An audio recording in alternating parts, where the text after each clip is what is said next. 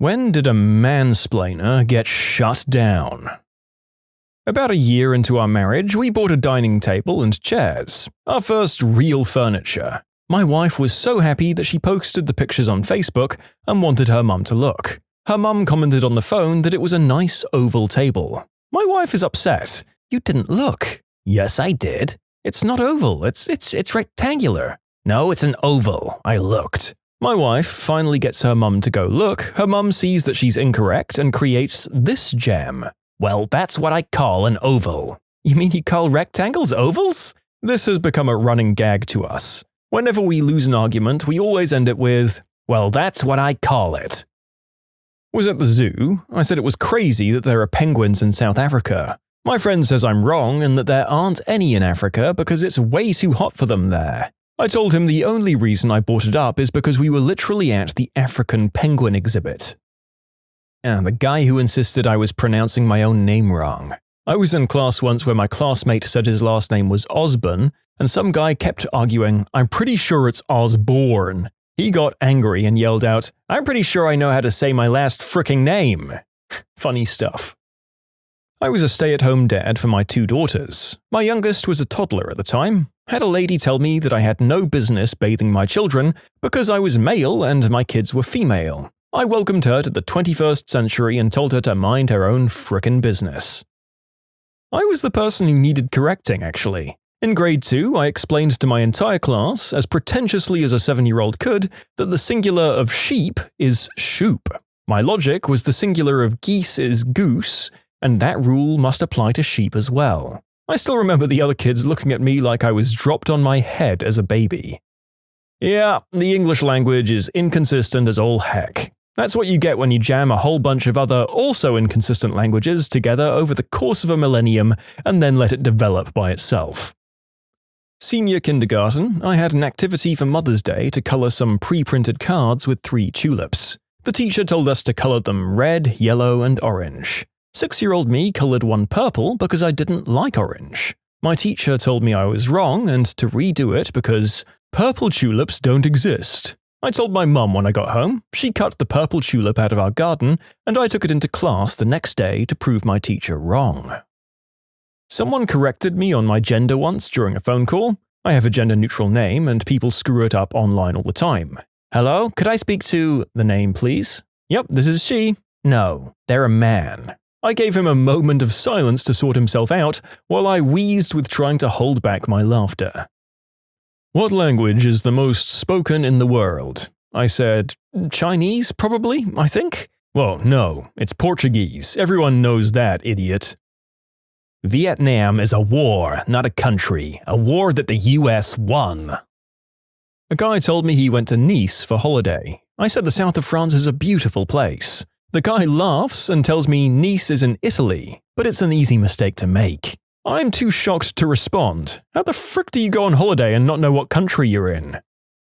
I was playing a pickup soccer match and I said something about scoring a goal directly from a corner kick. This guy immediately corrects me and says that goals directly from a corner don't count. He was absolutely adamant and talked about how he's played the sport his whole life and that it doesn't count at any level of the game.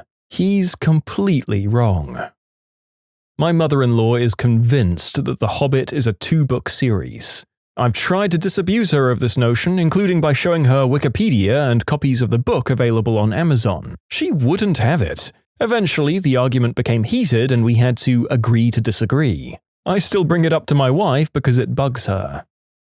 I was arguing with my ex and I told her that I'm allowed to converse with anyone I'd like. She stopped the argument to tell me that the word is conversate and not converse. My mum. She had mental health problems and would express and insist on bizarre truths when she was ill. My boyfriend at the time came over. He said his parents were going to Hawaii. I said that I always wanted to visit an island in the Pacific. My mum asked if I was stupid. Hawaii is in Africa. She sounded the letters out extra long for emphasis. I just said I must have forgotten that and did my best not to laugh. My boyfriend became indignant and despite my frantically waving "no," proceeded to try and correct her and say that I was right. That didn't go over very well. I spent the next half hour in private trying to explain to him what delusions are. It was extra tricky because she was very intelligent. People just didn't expect the crazy. But when she cycled, oh boy could she come up with some humdingers.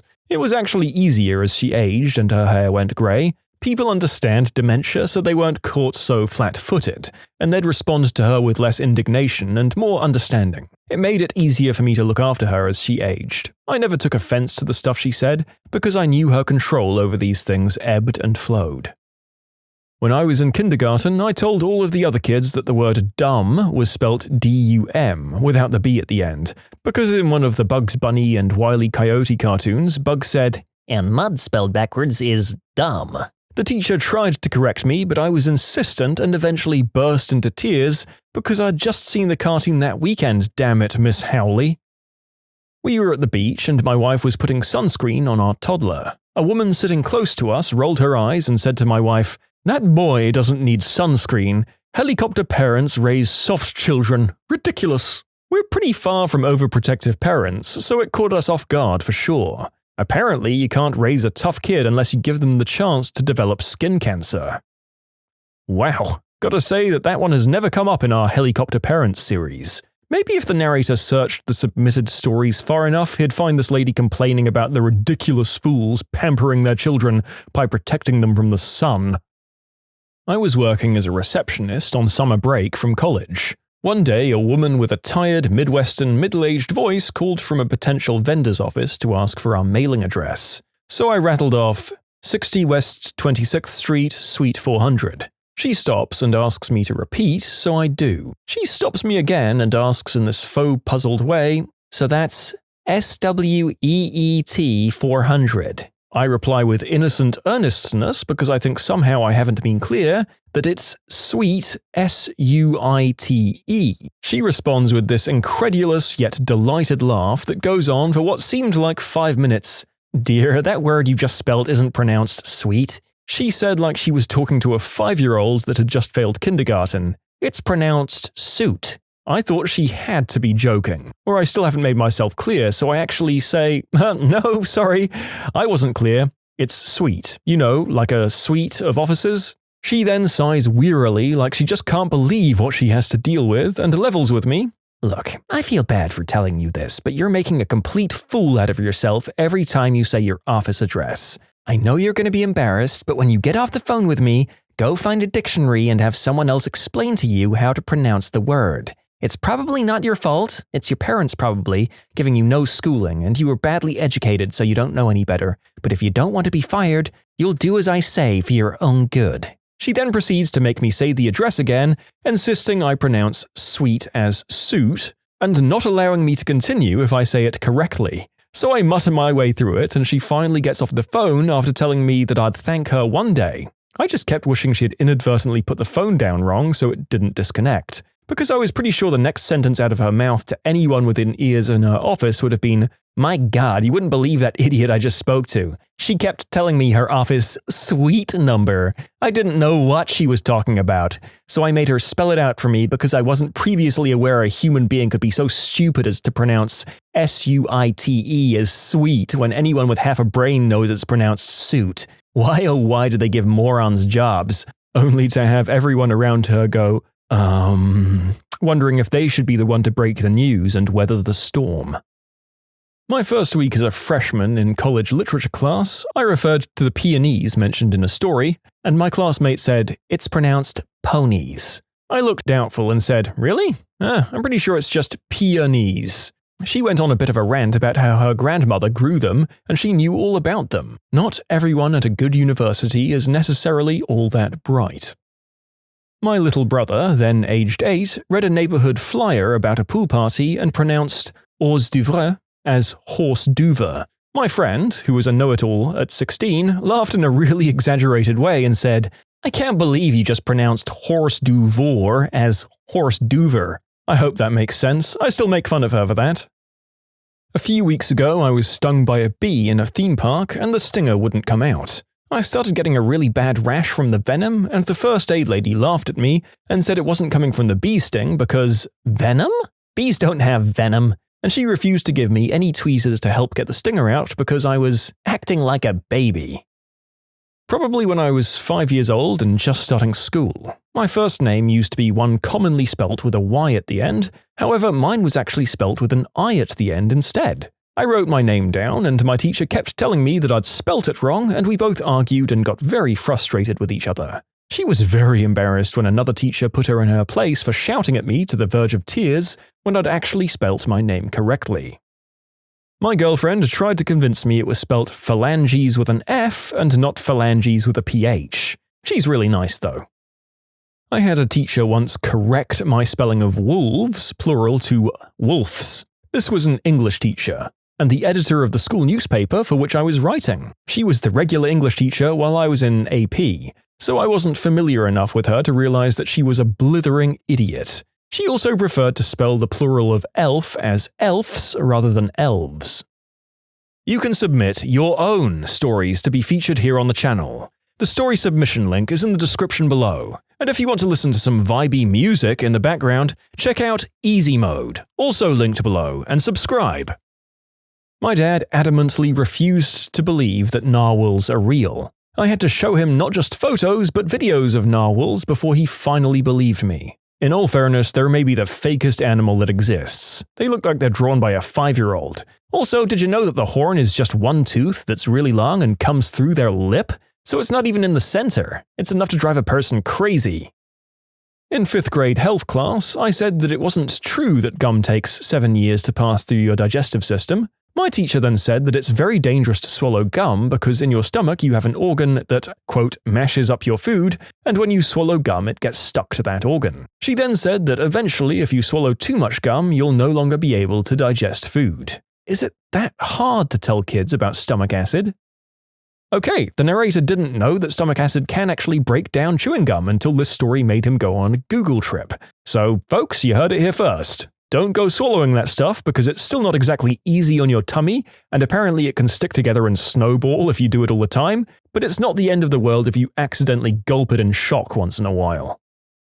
I had a really self-assured science teacher. Here are some highlights. They told us that Harambe was shot for trying to eat a child, told us that gorillas were carnivores. When asked why, she said that no animal that big can survive off plants. Lady, you talked about dinosaurs. One of our subs had nicknames that she liked being called. One of them was Wicked Witch of the West, because she was very nice and not witch-like at all. Our science teacher told us which sub we'd have before she arrived, and one of our students said, "Oh, the Wicked Witch!" And that student got detention. When the sub arrived, we all made a point to greet her as the Wicked Witch. If that didn't shock the teacher, then the sub's delight at us remembering her nickname from 3 years ago was show-stopping. She told us that people in Florida didn't have basements, my aunt lived in Florida and had a basement, and told us that the school handbook prevented us from having our phones not shut all the way down. It said no such thing. And finally, a student asked how fast the Earth revolved. The teacher said flatly, 1 year. The student rephrased the question, realizing what he was asking and what the teacher thought he'd asked were different. He asked at how many miles per hour the Earth spun on its axis. 1 year, barked the teacher. 3 or 4 different people tried to explain the question, and one got sent to the hall. This lady was mid-40s and adamant that we weren't allowed to fact-check her. A student got detention from Googling the Harambe incident because she was supposedly out of area on her laptop. An adult woman, somewhere between 18 to 21, tried to fiercely argue with me, a 17-year-old boy, that women didn't have urethras and that they went #1 from their fun bean. I ran into our local vet and her very religious younger sister. As the vet and I talked, her sister looked out into the store parking lot and saw an old man staggering to his truck. The little sister said very primly, "There, but for the grace of God go I." I said, "Actually, he's a very well-respected man." She replied, "He's obviously drunk before noon." "No," I said, "he has MS. He's my father and your sister's pastor." The big sister had the grace to look embarrassed. My dad when he corrected me about how sugar causes health problems. My explanation is the whole fat storage, insulin resistance, diabetes thing, and his? His is that when you eat sugar, its rough edges nick the insides of your veins and arteries, roughing them up and making things catch on all of the nicks, leading to blood clots, strokes, and myriad other problems. He still also believes that blood is red, blue, and black. He's got a whole host of weird health facts. He's like the walking, talking version of those old medical catalogs that sell bizarre and outlandish products that don't work for serious ailments. I love him to death. I adore him enough to have him come live with us, but we do just shake our heads sometimes. I said to my mum in a conversation about World War II that the Japanese bombed Pearl Harbor, but she said, "That's wrong, North Korea did that." At my little sister's confirmation, I was her sponsor. I was 18, she was 14. The woman next to me got all nasty because I was nodding off, and she said I should be ashamed and I was being disrespectful. What she didn't know was that I had end-stage liver failure and had hepatic encephalopathy. Plus, I was on a lot of pain medication. Afterwards, I told my mum about it. Sponsors were seated separately from parents, and she was angry. She cornered this witch in the bathroom and just reamed her. Witch lady skulked out very quickly after that. Glad to say a year later I got my transplant and I'm now healthy and doing great, turning 27 in 10 days. Warning, cringy and also infuriating. My grandmother has Alzheimer's. I was explaining it to a few people when this girl in my class butts in and states that 1. Alzheimer's doesn't exist, only dementia exists, and 2. Alzheimer's is like crippling autism. It took all of my strength not to punch her into the next universe. I felt incredibly insulted and was understandably furious. Everyone was shocked at how rude and misinformed she was. It should be obvious by this point that the narrator is using mansplain to mean patronizingly explain a concept, and I think it works. This girl is just as annoying as any other proponent of, well, actually. I'm planning a game night between friends. One friend is not part of my usual circle and questioned why I needed a vegetarian pizza. Another friend is a vegetarian. I don't know the small differences between vegan or veggie, and I explained that it was for her. Also, the veggie pizza is amazing. The out-of-circle friend, being a smug F-word, pointed out that pizza has cheese. Well, yeah, but the veggie friend is okay with milk and eggs as it doesn't kill the animal. And new guy is off. Eating eggs is murder. I say, what? It doesn't kill chickens to lay eggs. It kills the baby chicken. Oh God, man. Oh, goodness gracious me. I did correct him, and he did accept the correction, but he was so excited to poke holes in my friend's diets just because of the vegetarian thing. Alaska isn't a state, it's a continent. Well, actually, the slaves didn't have it all that bad. The plantation owners took pretty good care of them because they paid good money for them, said my father-in-law. Both my husband and myself were speechless. I kind of still am. I said, I prefer vacations in some more mountainous areas than tropical, since I'm pretty scared of the ocean, sharks especially. My sister? Just go somewhere where sharks don't go, like Hawaii. Duh. My husband and I were having a party at our house. I'm a historian and have tons of old and unique things from around the world. A woman was looking at my collection of maps from around the place. I have a copy of the first map of the world, and she asked why the edge was wavy. I told her the map maker knew the Earth was round and decided to make the edge wavy for accuracy. But the Earth is flat, says the lady. We're not friends anymore. First class in school, so I was around 7 or 8, and I remember we were doing fruit and I said tomato. My teacher ridiculed me, saying it was a vegetable, and everyone laughed at me. I knew I was right but said nothing. Screw that saggy old bag. Reading all of these makes me irrationally angry. I have to go. When I was in first grade, they taught us to read Goofy Goes to Cuba, and it talked about how he saw a bunch of alligators. I raised my hand. There's no such thing as a Cuban alligator. The teacher said, obviously there are. That's not true. Are you calling me a liar? No, just uneducated. I got kicked out of the classroom. I was so mad. That weekend, I got my mum to take me to the Louisville Zoo, where I spoke to the reptile zookeeper and got him to write a letter and sign it for me. I brought it back to class the next Monday, and the teacher still said that the reptile keeper, the specialist on the subject, might be mistaken. Why? Because Goofy Goes to Cuba said so. Frick. I was at a hair salon with my mother years ago. We started to talk about the movie Django because we'd both recently watched it. Then this random girl next to us says, it's pronounced Django. We both just looked at her first off for being rude and interrupting our conversation, but also for saying Django wrong and trying to correct us. I looked at her and said, the D is silent. Peer reviewing in high school, which is fine until you take a non-honors English course and other kids can't spell. I'm an English major, and in high school I knew I wanted to be an English major in the future, so you'd better believe I had a solid frickin' grasp on spelling and grammar. I can understand minor, uninformed corrections, but this one made me angry. I believe the sentence I wrote was something along the lines of, "He was definitely lying." Definitely was spelt correctly with 2 I's. My sentence was corrected to, "He is lying," with lying spelt wrong, with a question mark by my spelling of definitely that pointed to a note on the side that said, "That's not a word. Did you mean defiantly?" I swear I've never been angrier in my life. A foreign student at my crappy community college randomly started lecturing me on the differences between where and were after I asked where I should go to make up a test. Unfortunately, he didn't really understand English as well as he thought, and he had mixed them up. He thought I should have asked, "Where do I go to make up the test?" There were a few other students around and none of them had the heart to stop him, so he went on condescendingly for a while about grammar while I just stood there confused and kind of annoyed at his audacity. He finally ended it by saying, "It's okay, you'll get it eventually," as if he'd just explained some super complicated crap. I never bothered correcting him on it, but I wonder if he looks back and cringes about how hard he failed to correct someone on their own native language.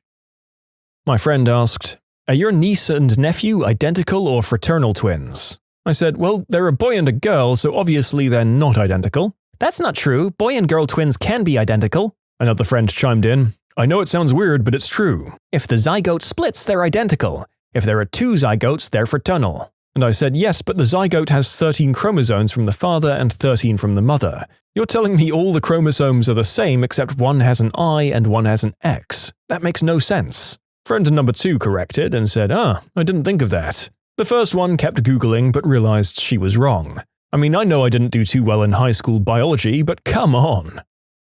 What happened to you when you were young that you didn't understand until years later, potentially not safe for work?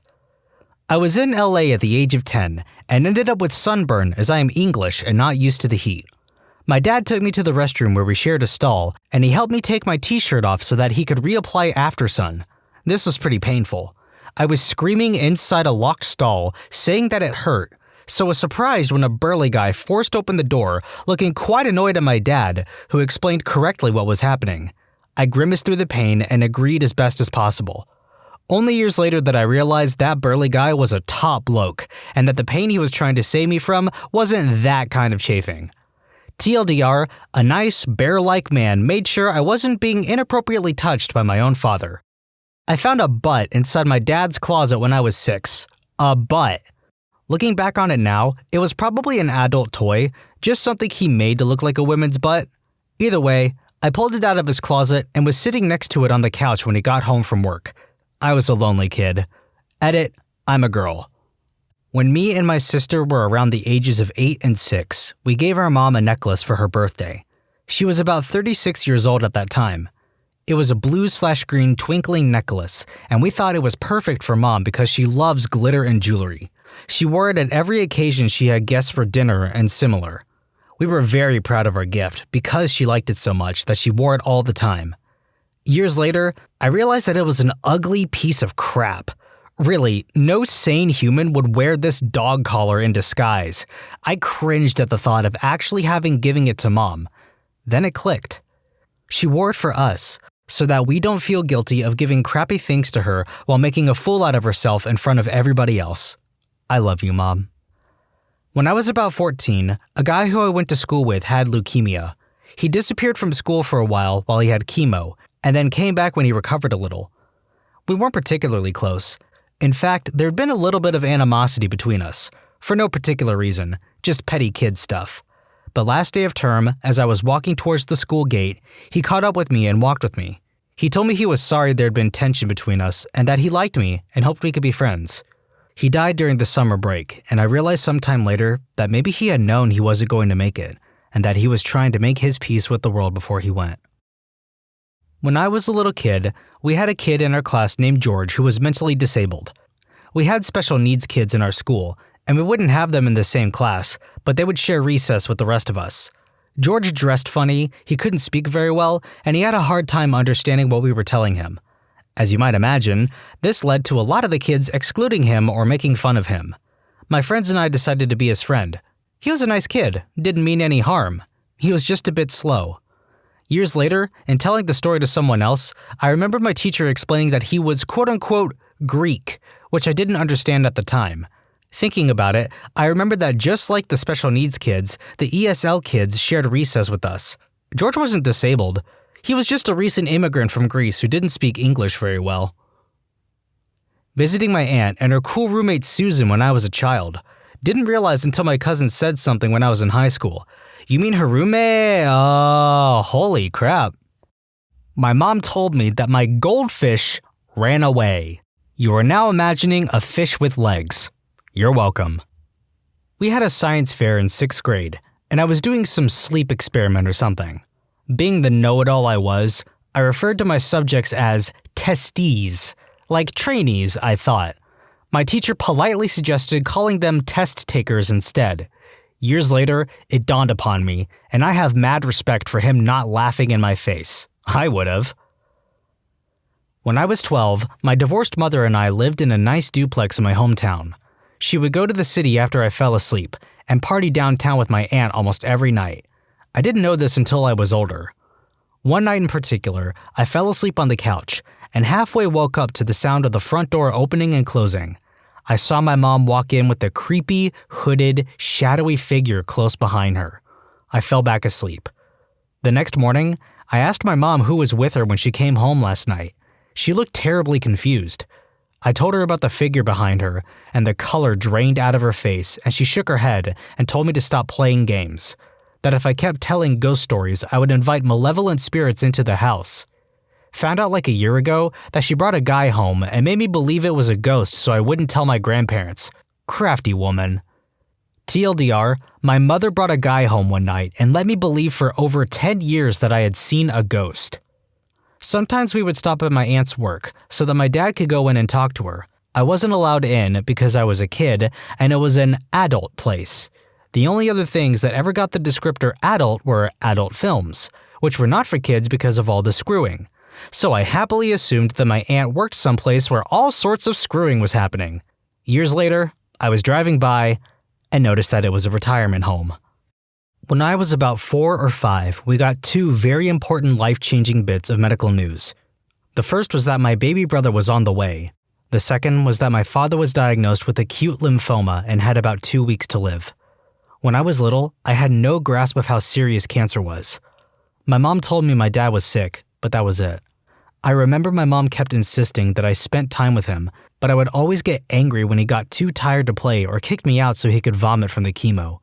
I remember one night in particular where my school had my first back-to-school night/carnival. They had all sorts of rides and stuff. My dad had just had extensive surgery and had staples across his entire neck. I used to joke that he was like Frankenstein. My dad managed to make it through the big presentation the teacher made to the whole class and their parents, but barely. I thought this was boring, but would be worth sitting through because I would get to go on carnival rides afterwards. But my dad had to leave. He couldn't even stand up. I could not understand how my strong 6'4" father could be so selfish. If he could sit through the boring part, why not the good part? I, to this day, feel tremendously guilty over how I treated him and the tantrum I threw when my mom was struggling to hold my dad up and my dad was struggling just to stay conscious. Fortunately, the doctors were wrong. He made it well past the 2 weeks and eventually beat cancer 5 years later. It took years before I understood how seriously sick he really was. He had gotten down to 90 pounds, but to me, he was still a Superman. We had this gym teacher in elementary school that would bring a bag of apples to class and give the girls one if they'd give him a massage. I was mad because I absolutely loved apples, still do. I thought it was unfair that only the girls got apples, so I told my teacher how Mr. So-and-so would only let the girls massage him for apples, and we had to do sports. I was not an athletic child, so the idea of eating apples versus gym activities greatly appealed to me. I had to go to the principal's office to tell them my story, which was basically, this is bullcrap. Everyone should be getting apples, or no one should be getting apples. Other students corroborated my story, and soon enough, so-and-so was gone. TLDR, escaped, prevented, and ended potential inappropriate abuse from a teacher because I love apples. My dad was a fairly strict guy. Military background, very type A, etc. I was a very outdoorsy tomboy of a girl. As a kid, I loved to find caterpillars and build them little homes and find the best flowers for them to eat, and my dad loved this hobby of mine. So much so, he would encourage my caterpillar hunting, which I always thought seemed a little weird, but I didn't question it. There were a few plants out by our barbecue in the back that he specifically asked me to keep an eye on, because, as he told it to me, this was the best place to find them. My kid brain just thought my dad and I had found a common ground and that he wanted to help. About 5 years later, as my naivete started to wear off, I realized my dad was a total pothead. My brother, who is 10 years older than me, was chatting with me about my new realization one day, and that's when it was finally spelled out for me. Those plants that, according to my pops, were the best place to find my footed worm friends were actually just my dad's pot plants, and he enlisted my help to keep them bug-free. TLDR, my dad encouraged me to hunt caterpillars off his pot plants. I just thought he was trying to help me find the coolest bugs to play with. I'm a redhead, but neither of my parents or my brother is a redhead. So when we were out in public when I was young, a lot of people would ask where my red hair came from. One day, when I was probably 6 or so, my parents told me to start answering the question with, "From the mailman," which I did constantly because people always seemed to react to it. It wasn't until I got to high school that it clicked that the mailman in this scenario had not delivered my red hair in an envelope, but that it had come from a much different package. When I was about 8, I was using my parents' bathroom and picked up a hand towel by the sink and a plastic member fell out. I already knew what a member was since my siblings and I had watched the hilarious Where Did I Come From sexual education video narrated by Howie Mandel. I thought this plastic member was hilarious, and when my little sister was taking a shower, I poked it in through the shower curtain and would poke her with it. She thought it was pretty funny too. Our mom was horrified to find us playing with it, and when we asked what it was for, she said it was for medical purposes and studying. We were never able to find it again. It wasn't until a few years ago when my sister and I were reminiscing about stupid things we did as children that I remembered this incident and told her, "Oh my god, we played with mom's adult toy." TLDR, found my mom's adult toy and joked around with it. Sister and I didn't realize until about 15 years later what it was. When I was 6, we used to play a lot with Pokemon cards at school. One recess, I left my deck inside the classroom. When I came back, my Charizard was missing from it. 3 days later, a friend from class came to me and told me he found my Charizard outside in a bush. Took me 10 years to realize he stole it from me and then got cold feet and gave it back. When I was 7 and my brother was 4, a man came up to the backyard where we were playing and asked if he wanted to see the puppy in his van. My brother said yes and he started to follow him. I grabbed my brother's arm and screamed very dramatically, "No!" until my parents came out. The man waved at my parents and then drove away. I felt a little embarrassed for, quote, overreacting by screaming no like that. Looking back, there is no way he wasn't a creeper. I asked my mom just now if she remembered that, and why she didn't report him to the police to let them know there was a potential kidnapper in the neighborhood. She said, because he didn't actually do anything. When I was younger, my house was messy, and my mom only ever cleaned on special occasions, and that was only certain rooms people were allowed in. I always thought this was completely normal. We had wine boxes holding up our couch and shoved right up our chimney, which was covered by a fire screen. Our kitchen smelled of mold and rotting food, the benches and floors were covered in the source of the smell and other unidentifiable objects. My clothes used to sit in a washing basket so long after they were washed that they would start to grow fuzz. There was one room beside mine which was so overpacked with rubbish and toys that I could barely crack the door open. It was just filthy overall. No one ever saw this though, and if they did, I can only imagine that my mom would have lost custody of me immediately, and I think she knew that. I lived like that until I was 12, and I didn't really understand what was happening until recently when watching an episode of Hoarders. It's kinda messed me up. I can't sleep unless my house is spotless, and I constantly have panic attacks if I forget to clean something before leaving the house. In kindergarten, I had a best friend named Daniel, and we played with toy dinosaurs and traded them all the time. January comes around, and I invite him to my birthday party I was having at my house. He never showed up that day, and my mom told me that day he wasn't going to be able to make it, as well as he wouldn't be able to come to school again. Little kid me was like, okay, I'll see him later. He died in a car crash on the way to my birthday party.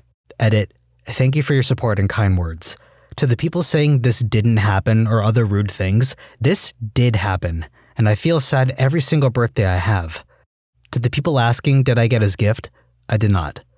But I still have the last glow-in-the-dark triceratops that he gave me. Really, how heartless do you have to be to just assume a story somebody wrote on the internet is made up, especially when it's about something as emotional as this? Like, I get it, you could easily lie about something for clout or internet points, but come on, man, you can't just assume something like that. I hope I'm not late to the party.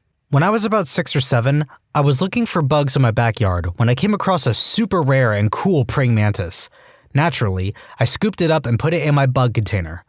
Later on, I was looking for more bugs when I found yet another praying mantis. Lucky day. I was super excited and put it in the container with the other praying mantis. Both of them stood in there dead still and just kind of bobbed around like praying mantises do. I came back a few years later and was appalled by what I found. The bigger mantis standing there as still as ever right on top of a praying mantis head and legs. I was super spooked. Was that mantis a killer? Did the smaller mantis fall apart or explode? What happened? It really weirded me out for a while. I'd say about 10 or so years later, I found out that the female mantis eats the male after screwing. I still don't know if I'm an accomplice to a murderer or a world-class wingman. In my adolescence, telemarketers frequently called our house. My parents instructed my sister and myself to respond to questions like, "Is your mom or dad home?" with, "She or he's in the shower." Well, one summer day, when I was 6, we got a telemarketer call. After I explained I was only a child and could subsequently not conduct business for the household, he asked, "Is your mom home?" I said, "No, she's in the shower." "What about your dad?" "He's in there too." It was not until years later that I realized his sudden embarrassed laughing was caused by me accidentally making this guy think my parents were getting it on in the shower while their poor innocent son was home. I lost one of my teeth when I was 7 years old, so I was excited to get money and stuff from the tooth fairy. I put the tooth under the pillow and I was ready to get my prize for losing a tooth. The next morning, I woke up and the tooth was gone, but no present. I went and told my dad about how I just got scanned from the tooth fairy and he was like, "Oh, the tooth fairy had to run fast, so she gave me the money to give to you." He then pulls out his wallet and gives me the $2 that the tooth fairy gave him. I was so happy, but still wondered why the tooth fairy was in such a rush. My mom was really intent on having my younger brother believe in things like Santa and the tooth fairy for as long as possible. Once she forgot to replace his tooth with money. I asked her about it, and in her infinite wisdom, she had me, I got home before everyone else, make a letter from the tooth fairy to explain why I was late. I said that 2 kids had gotten into a fight and knocked every single one of their teeth out, so she ran out of quarters and had to run home to get more. I was quite proud of the story, and he bought it.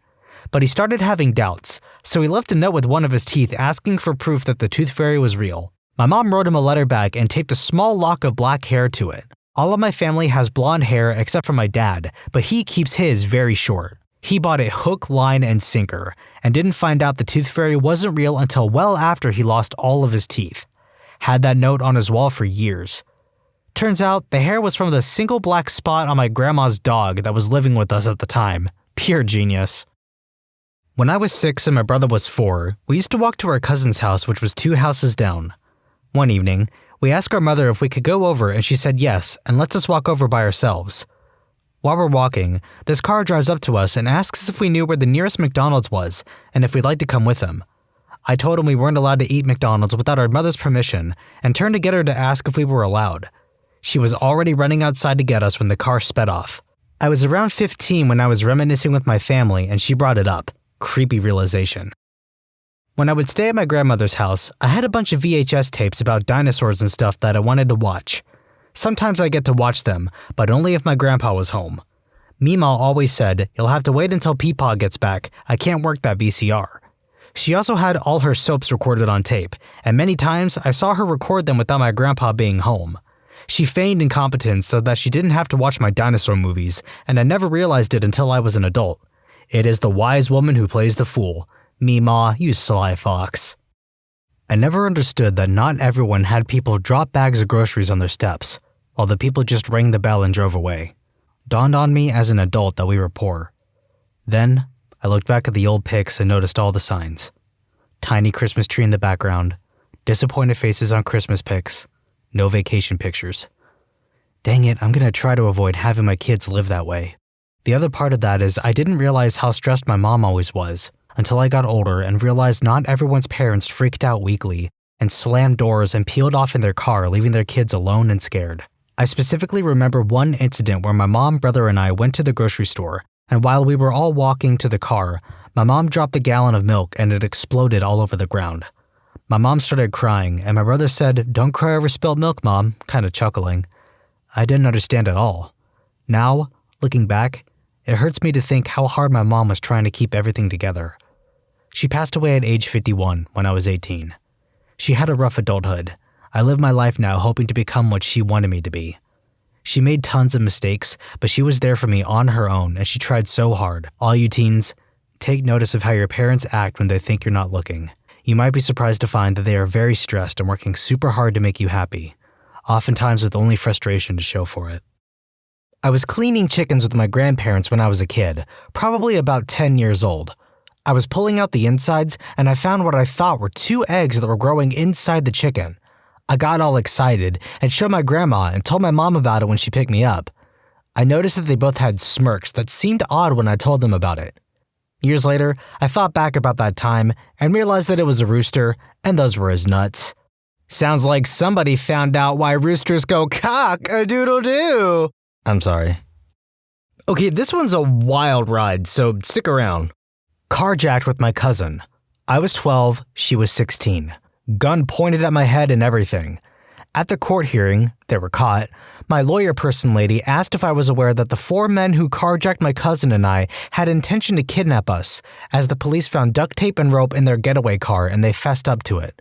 That was a heavy bomb dropped on me while I was testifying against them, but I never really understood how lucky I was until I was older. Since everyone asked why they changed their minds, I've heard that the leader of the group decided against it because we reminded him of his kid sisters. Since it was technically my uncle's car and happened in my uncle's driveway, they were the ones responsible for pressing charges against the men, who were pulled over for speeding down the freeway just as 2 detectives arrived to ask us questions. The car was totaled. Tattoo artists of Reddit. What is your most, are you sure, tattoo you've been asked to do/have done? I actually refused to do this one. An 18-year-old girl came in wanting her boyfriend's name on her lower back. She had never met him. She was his prison pen pal for a month, and he was being released in a couple weeks, and she wanted to get it to surprise him. No judgments on ex-cons or 18-year-old girls, but I got the impression the relationship wasn't going to last. That's not the good kind of surprise. Imagine if you're chatting with a girl on OkCupid, and it's going okay, so you meet up for your first date, and she says she has a surprise for you. So you're thinking, awesome, did she buy me a gift? Or maybe she wants to show me a cool place when we're walking through the city. Or maybe she just wants to give me a surprise hug, because everyone likes surprise hugs from cute girls. Nope. Turns out she's tattooed your name on her body. I'm the type of person who thinks quote-unquote red flags are typically overreactions because everyone deserves a fair chance. But this right here, this is a real freaking red flag that's on fire, and someone is waving it frantically while holding a megaphone in their other hand, into which they are screaming, "Run! Run if you want to live! Get the heck out now!" An artist at the local tattoo parlor I go to tattooed a guy's ball sack, all orange with a scary face on it. The guy referred to it as a sack-o'-lantern. Now fellas, we need to talk. You're not going to be able to use this for 11 months out of the year. And for the 1 month you get to use this on, it's for 1 day only. I just got done watching a YouTube video on the worst Christmas gifts of 2022, and some of those gifts were Christmas-themed Christmas gifts. I just want you to think about that before you decide to get something holiday-related permanently tattooed on your body. A guy came in and got his wife's name covered up with the portrait of his new girlfriend. My coworker used part of her shirt in the picture to cover up the name. Then, 2 months later, he turned his now ex-girlfriend's portrait into a demon. I started working at another shop, and in came the same guy with the third girl, and they were getting matching tattoos on their hands. When I walked to the front and saw him, he totally pretended he didn't know me. Dude came in and asked me to tattoo a portrait of his girlfriend. Only, the portrait was a duck-face Snapchat selfie. I jokingly suggested adding her holding the phone, taking the selfie, but he thought it was a great idea. They've only been dating 6 months, and he didn't tell her he was going to get it. He came back a month later to add her name above it.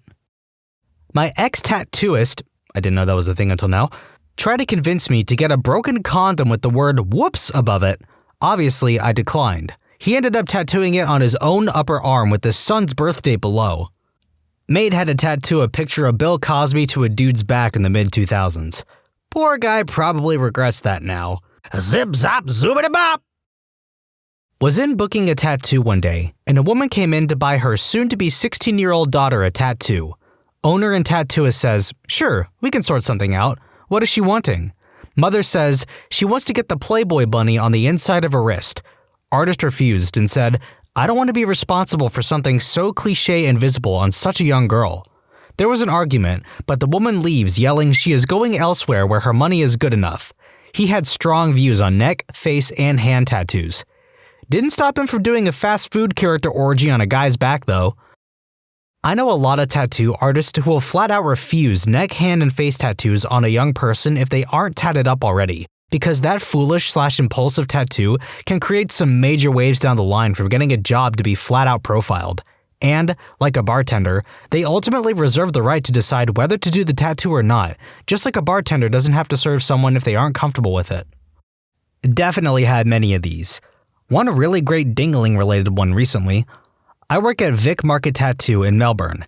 If you know the area, you know it's one of the older Melbourne tattoo shops. With that history comes a lot of older customers who ramble on about their experience of getting tattooed here over 20 years ago, which is why they inevitably come back. This older gent, easily in his 80s, comes to the front desk and points me out from way down the back of the shop. "I want to talk to that guy." Confused, I meander up to the front to be met with a blush of embarrassment. He stumbles into his request. "Now, I'm not here to offend you or to make light of the wonderful work you do, but I do have a strange ask for you," he states.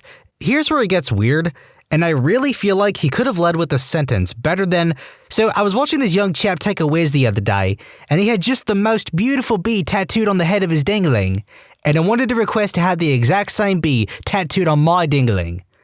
Slightly taken aback and slightly amused, I tell him we can definitely do that, but that there are extra costs involved. Once I told him the price, he almost fell over, didn't respond, and mumbled his way out of the shop. Never will I forget. "I was just watching this young chap take a whiz." I tattooed a swear word on a woman's hip. Just the swear word. She still loves it, but it makes me really uncomfortable when I think about her at the beach. I also had a friend want me to tattoo his girlfriend's name in Old English on his arm. I said, "No girlfriends." He was mad because I was his friend and should do it. I said that's exactly why I wouldn't do it. If they don't last, I'm still his friend. It's incredibly hard to tell someone you won't do their tattoo because their relationship might not last. Newsflash, he got our competitor to do the tattoo. Breaking news, they aren't together anymore. Another guy, when I first started out, wanted to get the fascist hunter image. It's a cartoon guy clubbing a swastika. Even though it's an anti-racism image, he still would have looked like he had a giant swastika on his chest from 10 feet away and would spend the rest of his life explaining it. I decided to not do the tattoo. Guy came into the shop I work at wanting a cover-up of a previous regrettable tattoo. Pretty normal until he casually mentioned it's on his dingling, and it's a red rocket. None of the dudes in the shop wanted to cover it up or even see it. Only person who stepped up was one of the female artists. She was like, "I don't think I have a dingling tattoo for my portfolio, so screw it, let's cover it up." The only possible way to cover it up was to add so much black work, so she freehand drew a tuxedo onto his schlong. Dude ended up with a dapper dingling, and he was happy with it. Weirdest day at work ever. I know this guy who wanted a quote-unquote cutie mark on a guy's butt. A cutie mark is the marking the ponies have on their rear in the My Little Pony series. For everyone wondering what his cutie mark is, I don't remember. It was his own special mark. Last year, while doing a guest spot in Portugal, I had a guy come in while he was on holiday for his stag party. The guy wanted all the names of his friends tattooed on his butt cheeks. 13 names on each cheek, and 3 of his mates wanted to sign their own names. Sure, buddy. Sure. I was a shop girl, so it was my job to get everything set up for the tattoos. I had a couple come in and want each other's names tattooed on them. Okay, no problem. At this shop, we had a rule that anything involving words has to have the person sign a copy of the lettering to make sure everything is spelled correctly. So they write their names down, the artist draws the lettering, and I give them the copies to double-check spelling and sign off on it.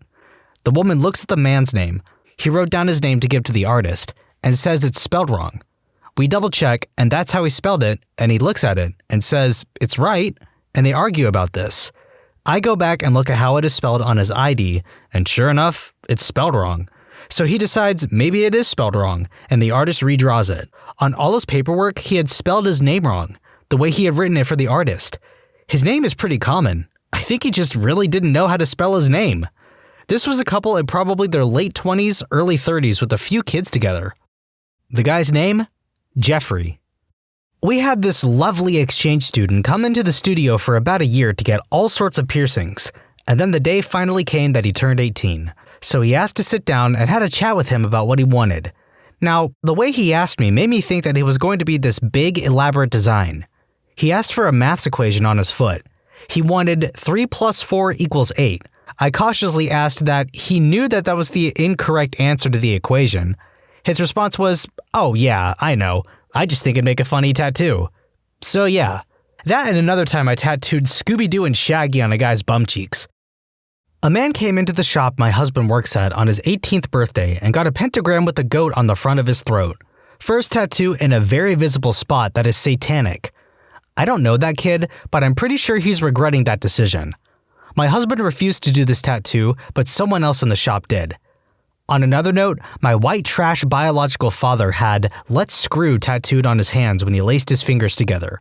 I never knew what they said when I was a kid. I finally realized it at his funeral. I'm pretty sure he got it in prison.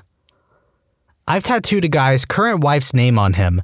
In the same session, covered up his previous wife's name, and he also showed me another, different previous wife's name he had on him. He didn't want to cover that one though. She must have not been that bad. Okay, that's a lot right off the bat. We also had this couple come in all the time to get tattooed at the first shop I worked at. The guy would come in sometimes with a side girl and buy her tattoos, sometimes with his fiancée. After they were married, his fiancée wanted me to tattoo their wedding date on her wrist. I felt really weird trying to talk her out of it while not feeling like it was my place to tell her about this guy's behavior. I ended up doing it for her, and a year later, she came in to get a red line tattooed through the date. TLDR, don't get names or dates unless they're your kids or dead.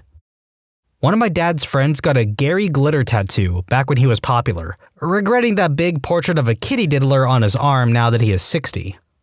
Friend wanted angel wings tattooed on her back and asked me to go since I was the only person she knew with tattoos. We walk into a pretty well-known tattoo shop in LA, and she explains to the artist what she wants. As she explains, it gets even more elaborate with the wings starting to decay the further down her back they went, and the artist shows us some pretty sweet wings he'd done before. He explains how it will be done. He'd do the outline first, and after a few weeks, she could come back and he'd start the detail work. Fast forward to 3 days later, and she's topless lying on his chair/bed, and he's laying a stencil down. He asks her what other tattoos she has besides this one, and she tells him that this will be her first one. Tattoo guy's face drops instantly, and he starts saying how he's going to end up tattooing some of the most painful parts you could tattoo, the ribs mostly. And he asks if she can handle it. She says yes, and after a little more talking, it happened. She cannot take the pain at all. She's crying and gripping the cushion like she's about to die. Artist looks at me and his face reads like, is she really going to do this the entire time? After half an hour of tattooing with the occasional break, he says he can't deal with her screaming in the shop, so he stops. He had probably 10% of the outline done on the right wing. We leave with another appointment set so another person could re-help her with the tattoo and make it something smaller. I didn't go back, but she went with 2 female friends, and from what I heard was another 10 minutes of tattooing, and she had a nice wave outline on her back. I know a girl who tattooed a Wu-Tang W on her upper thigh. Only after she finished and looked in the mirror did she realize that she had done it so that she could see the W, but to everyone else it looks like an M. R/no regrets. During the Twilight craze, a mother brought in her 14-year-old to get vampire bites tattooed on her neck. Little holes with blood streaming down. We refused and they got angry. A few years later, I saw that girl in public. She must have gone to a crappy shop. She had 2 quarter-sized black dots with red strings all the way down her stupid neck. Well, my friend recently got tang, the Chinese word for soup, tattooed on his ankle. He'd been planning it for like 3 years. He reportedly did his research to make sure they didn't tattoo, quote, truth or beauty or some other bullcrap. Honestly, if I had the guts, I would get fried rice tattooed on my arm because I love fried rice. There was an 85-year-old woman who came into my tattoo artist shop saying exactly, "How would a freaking skull with freaking daggers and fire?" My artist said, "Heck yeah!" And now she's an 85-year-old grandma with skull and daggers on her chest. I've had 3 tattooists ask me, "Are you sure?" All because of the same tattoo. Long story short, I lost a bet and ended up with a dingaling on a surfboard tattooed to my butt. Well, it turns out this is a great conversation starter and always gets a giggle from everyone who sees it. But the tattoo itself isn't great, so I'd like to tidy it up and make it look better and less scratchy. Every single tattooist I've asked has looked at me like I'm crazy. One went as far as to tell me a young woman should not have surfing genitalia on her butt. I tattoo eyebrows specifically. I've had a few clients come in and not know it's a tattoo. I had an older woman come in with her paid deposit and think that I was going to wax her eyebrows. She thought the deposit was the price of waxing eyebrows, $110. I felt terrible. I waxed her eyebrows, showed her how to fill them in with a pencil, and then refunded her deposit. Other than that, there's the usual freak out before starting, so I'll always ask, "Are you sure?" I know a girl with a camel tattooed on one of her toes. It's only an outline, and it's hidden most of the time, but I do wonder what motivated her to have a tattoo with the theme of camel toe. Not a tattoo artist, but the last time I got a tattoo, I overheard the guy in the stall next to mine getting a tattoo of 3 spanners along his forearm. His tattoo artist was asking, why spanners? Like, was he a mechanic or an engineer? Nope, dude was a chef. Maybe he wanted to be a mechanic? Or it was a hobby or something? Nope, dude had always wanted to be a chef and loved his work. Then why the spanners? Turns out, the dude just really likes spanners. Spanner equals wrench, often known as spanner outside of North America. Today I also learned what a wrench was. This has been a very informative topic. She thought that cazzo cancro meant screw cancer in Italian, while it really means dingling cancer. Not a tattoo artist, but my dad has a terrible tattoo on his arm of his and my mom's name. Years ago, she told him to get something around it to make it look a little nicer, and he came back with a dolphin on his pec.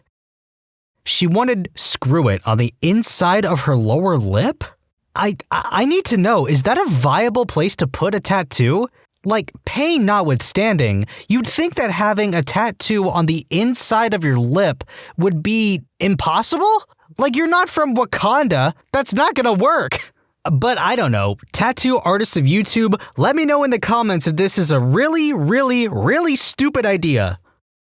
My artist had a drunk guy come in that wanted a raw T-bone steak on one pec. Artist told him no, but guy insisted, so artist finally let him make an appointment to come back in a few days when he was sober and talk about it. Dude actually came back and was still insistent that he wanted the steak. Artist told him, okay, he put together some sample art and dude would come back the next day, still thinking this guy would change his mind and not show. But dude comes back the next, and he loves the art that artist shows him. Artist figures, why not? And he does it. I saw the photo of the finished tat in his portfolio. It's exactly as described, just a big photorealistic raw T-bone steak, like what you'd buy in a grocery store. This is a Ron Burgundy moment if I've ever heard one. Not an artist, but when I was in high school, a kid got a 7-Eleven Slurpee tattooed on his inner forearm. He showed it to the guy who owned the 7-Eleven nearby, who was so impressed he gave him free Slurpees for life. Hey, let's go! My 2 best friends got Born to be Wild in black with red flames right above their Johnsons. Now, since they are hardly ever professional snatch punishers, their pubes just mask it. But in college, they would trim and use it as a party trick. It worked. Lots of girls wanted to see it. Maybe like 3 or 4 BJs came from it with the aid of some distilled potato water. But I told the story goes of them getting it done. The 2 dudes, with cleanly shaven pubes, getting Born to be Wild above their Johnsons. And their artist says, I recommend Bad to the Bone. It's funnier. I worked in a tattoo shop for a few months, learning to be a body piercer. The owner was this gruff older guy. Anyway, this girl walks in and wants a tattoo of a daisy on the top of her foot. It was her first tattoo. The owner tried for a good 10 minutes to talk her out of it, explaining how painful it was to get a tattoo there. She basically told him, shut up and do the tattoo, old man. So he did. She got about a half-inch line done before she screamed and kicked him. She started bawling her eyes out about how bad it hurt. She left with nothing but that half-inch line as a trophy to her own stupidity. Not a tattoo artist. I have a friend who got a tattoo of a nightclub name on his butt.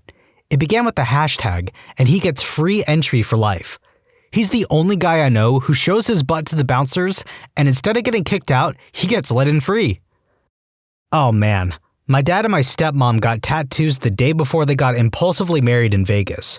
My stepmom, she got his last name tattooed on her inner forearm about 3 inches long. My dad got an enormous, full-body portrait of my stepmother in lingerie. It covers his shoulder and almost all of his upper arm. I was about 13 at that point, and I was livid after they came back and showed us their new ink and their rings. At least they're still married now. Distraught dude came in wanting a portrait. I asked to see the reference photo that he wanted to get tattooed. He showed me a bunch of low-resolution webcam shots of this lady from a dating site. I assumed he was trying to impress some online chick he met, so without telling him that was a horrendous idea, I instead said that it wouldn't work due to the low quality of the pictures and the heavy filters she used. Later learned that the pictures were of his ex-wife from her new dating profile. He was having a really hard time getting over her, so I convinced him that this probably wasn't the best way to get over someone. He ended up booking an appointment to get his son's portraits instead, and then didn't show up for the appointment. So, happy ending? I knew a soldier in my unit who wanted Florida tattooed on his chest, where he was born. Tattoo artist put on the stencil, asked him to check it out. He looked in the mirror and declared it was backwards. The artist began to explain how mirrors work, and he quickly responded with, "Look, I can see it's backwards. Just flip it, idiot." So the artist obliged. When he proudly showed off his new tattoo, the amount of laughter that ensued embarrassed him into wearing t-shirts every second of every day for months. However, he redeemed himself by getting the word cavalry tattooed on his back because, I'm sure you guessed, he was in the cavalry at the time. However, he once again screwed it up by getting the word cavalry tattooed on his back, which is a very subtle but very important difference. Both tattoos were big, bold block letters absolutely impossible to cover. Guy was an idiot in front, behind, forwards, and backwards. My friends called me Banana Man in high school. First sentence in and I'm already regretting typing this. Screw it. I had butt-length blonde hair that I manic-panicked totally yellow. When I'd get high, it was often the scene of me with my hair over my face looking like a banana melting into the couch, hence Banana Man. It also made an easy signature that I unfortunately can't draw here, so it stuck. Fast forward a beat and you have me, in the army, no more butt-length hair, drunk on my first Phase 3 outing. I'm feeling homesick and tired of the bullcrap, a typical moody new army recruit. I stumble into, yes, I was stumbling drunk, a tattoo parlor outside of Fort Lee, Virginia, and ask for a Banana Man tattoo. A lady there says she'll do it. Her excuse is she has fantasy items she wants to tattoo. Last month, she got to tattoo a toaster on someone, and now she gets to mark banana off her list. She draws me up a cartoon of a smiling banana half out of its peel, and my drunk butt loves it. Bam! Before I know it, I'm back at the barracks rubbing ointment on my upper arm. Now I'm in my late 30s and have had to explain this dumb freaking tattoo far more times than I'm comfortable with. I've got a few more tattoos now, and I love them all except this dumb, stupid, drunk purchase that I can't get rid of. At least when you drunk buy crap off of Amazon, you get to return it or throw it away. I'd love to cover it up, but it's that perfect size and shape that all my ideas amount to big black dot on the upper arm. I've even gone to a few tattoo parlors and had artists tell me it's either going to be a big black dot or you're going to see some of it. TLDR, don't get a tattoo if you're drunk, and don't trust an artist who's willing to tattoo you if you are drunk. I remember bleeding a lot. Reddit, what's a secret your job keeps from the public? Olive Garden server, you can get 3 free wine samples every time you go. When we present yours and someone else's profile in front of an employer at the same time, a lot of times, one of you is there to make the other look better. About a quarter of all the gonorrhea we find is in the throat, and a new study suggests transmission from quote-unquote deep kissing. Not necessarily a secret, but it's challenging to get other providers to do testing for all sites at risk. Just a reminder, whenever you go for your routine STD testing, make sure every orifice that's touched a pink part gets swabbed. Worked in a no-kill animal shelter. The thing is, no-kill still does mean you have to put animals down sometimes. Especially behavioral issues are terrible. When is a dog too dangerous? Can you rehome a pit bull with a bite history? What if they get too dangerous for staff to handle? especially when it gets out that we have to put a specific animal down and all those Facebook warriors start rioting and calling you names.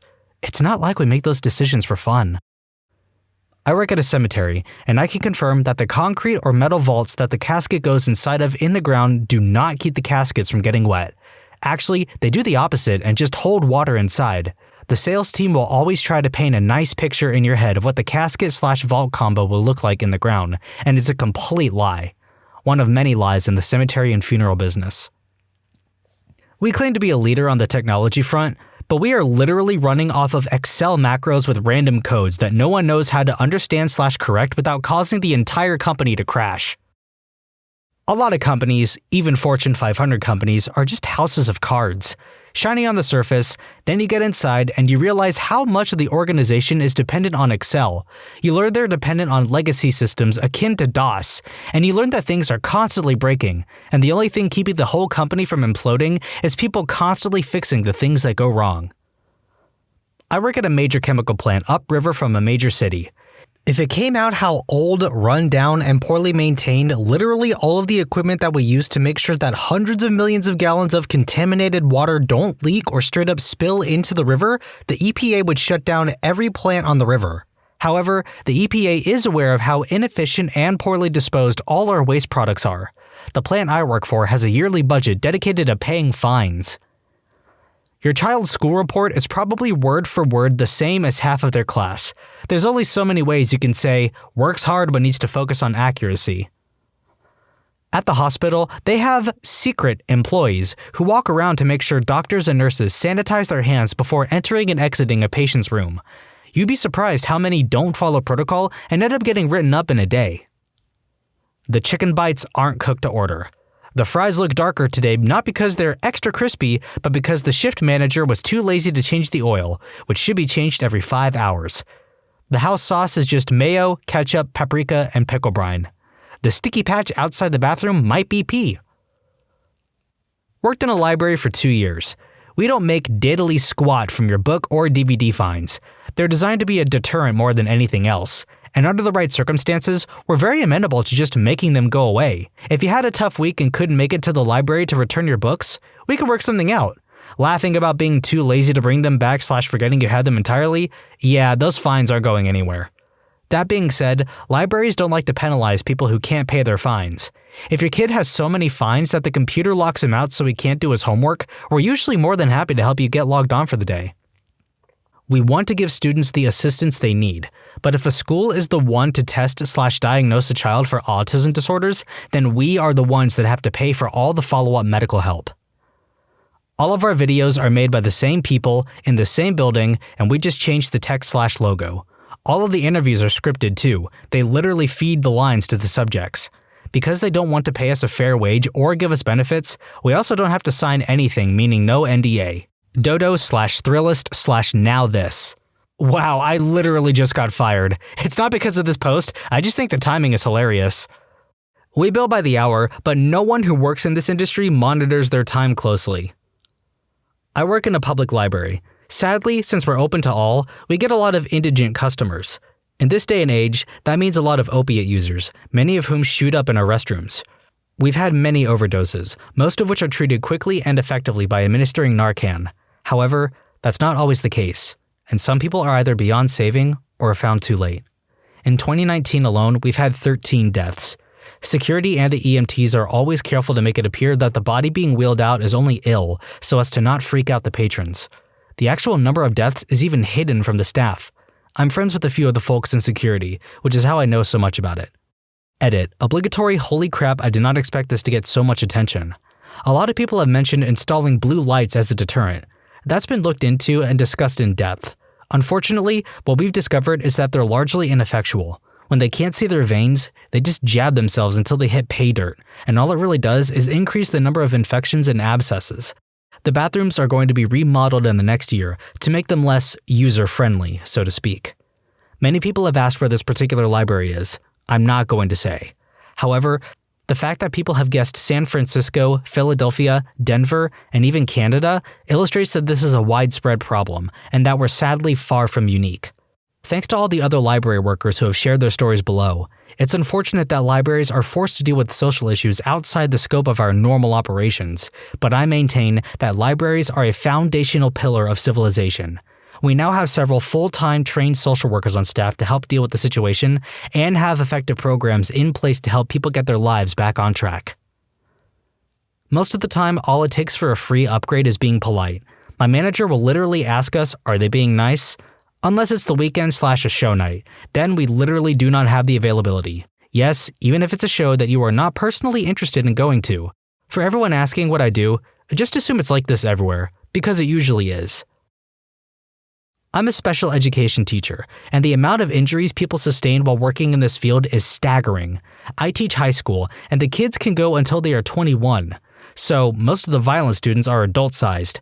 We get concussions, bites, broken wrists and arms, scalped, as well as inappropriately assaulted by students who will grab you by your breast, pull out their member, and start pleasuring themselves. By the way, I like my job very much and enjoy working with the students. However, there is little public knowledge of how dangerous the position is.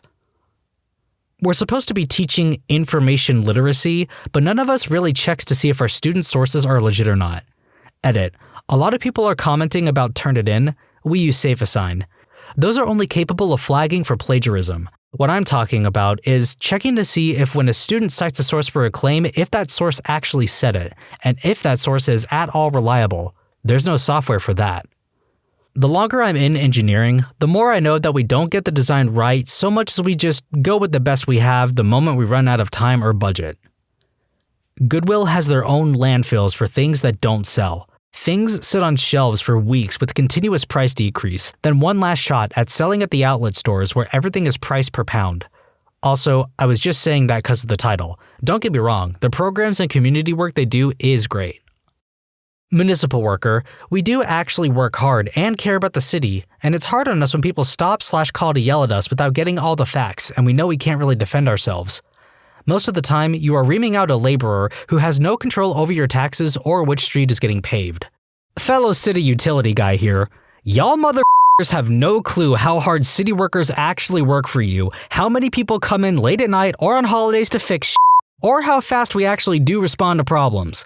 I'm sorry your crumbled curb in front of your house or whatever didn't get fixed this year, but we literally have 20 people for the entire city, and they are busy making sure you have clean and safe water 24/7, 365. And now for something completely different. If you're polite and it's the end of the day, I will give you free baked goods I made earlier. Delivery driver, we add 10 to 15 minutes on the estimated delivery times so we seem speedy and not seem late if we're stuck in traffic. We also charge delivery fees that most people don't notice or ask about. Yeah, I'm going to share my personal experience with this one. Some of my friends in need needed someone to spot them for delivery, so I would pay for their food. Grubhub is especially bad about this. I once paid double what my friend ordered because of delivery fees alone. In a perfect world where people are actually paid fairly, a $14 sandwich combo should not be $28 because of delivery fees. I used to work for a pesticide company spraying flies on farms. Some of the poisons we used were so strong that 1 pint added to a 500-gallon tank of water and sprayed could knock flies right out of the air immediately and was just as toxic to birds. In fact, we were told if we ever accidentally spilled a bottle of stuff on the ground, we should contact the EPA to clean the mess rather than try to do it ourselves. Ironically, by fall, the flies had developed such a resistance to the poison that the only way it would kill them was if you drowned them in it. Would still kill birds though. One last thing, it was an organic pesticide that could be absorbed through any unprotected skin of the human body. I worked there just 1 year because of this. I don't have a job, but back when I was 12 to 15, I would sometimes help out with the family businesses, which was selling coffee and twisted chips. When we first started, the thing that attracted people was that we would always have baked goods up for grabs, and everyone loved it. The reality was that we all bought it from Costco, put it in different packaging, and played it off as if we made them ourselves. This went on for 2 years within the business. Not my industry anymore, but banks would often make decisions that were probably technically illegal about which houses to repair.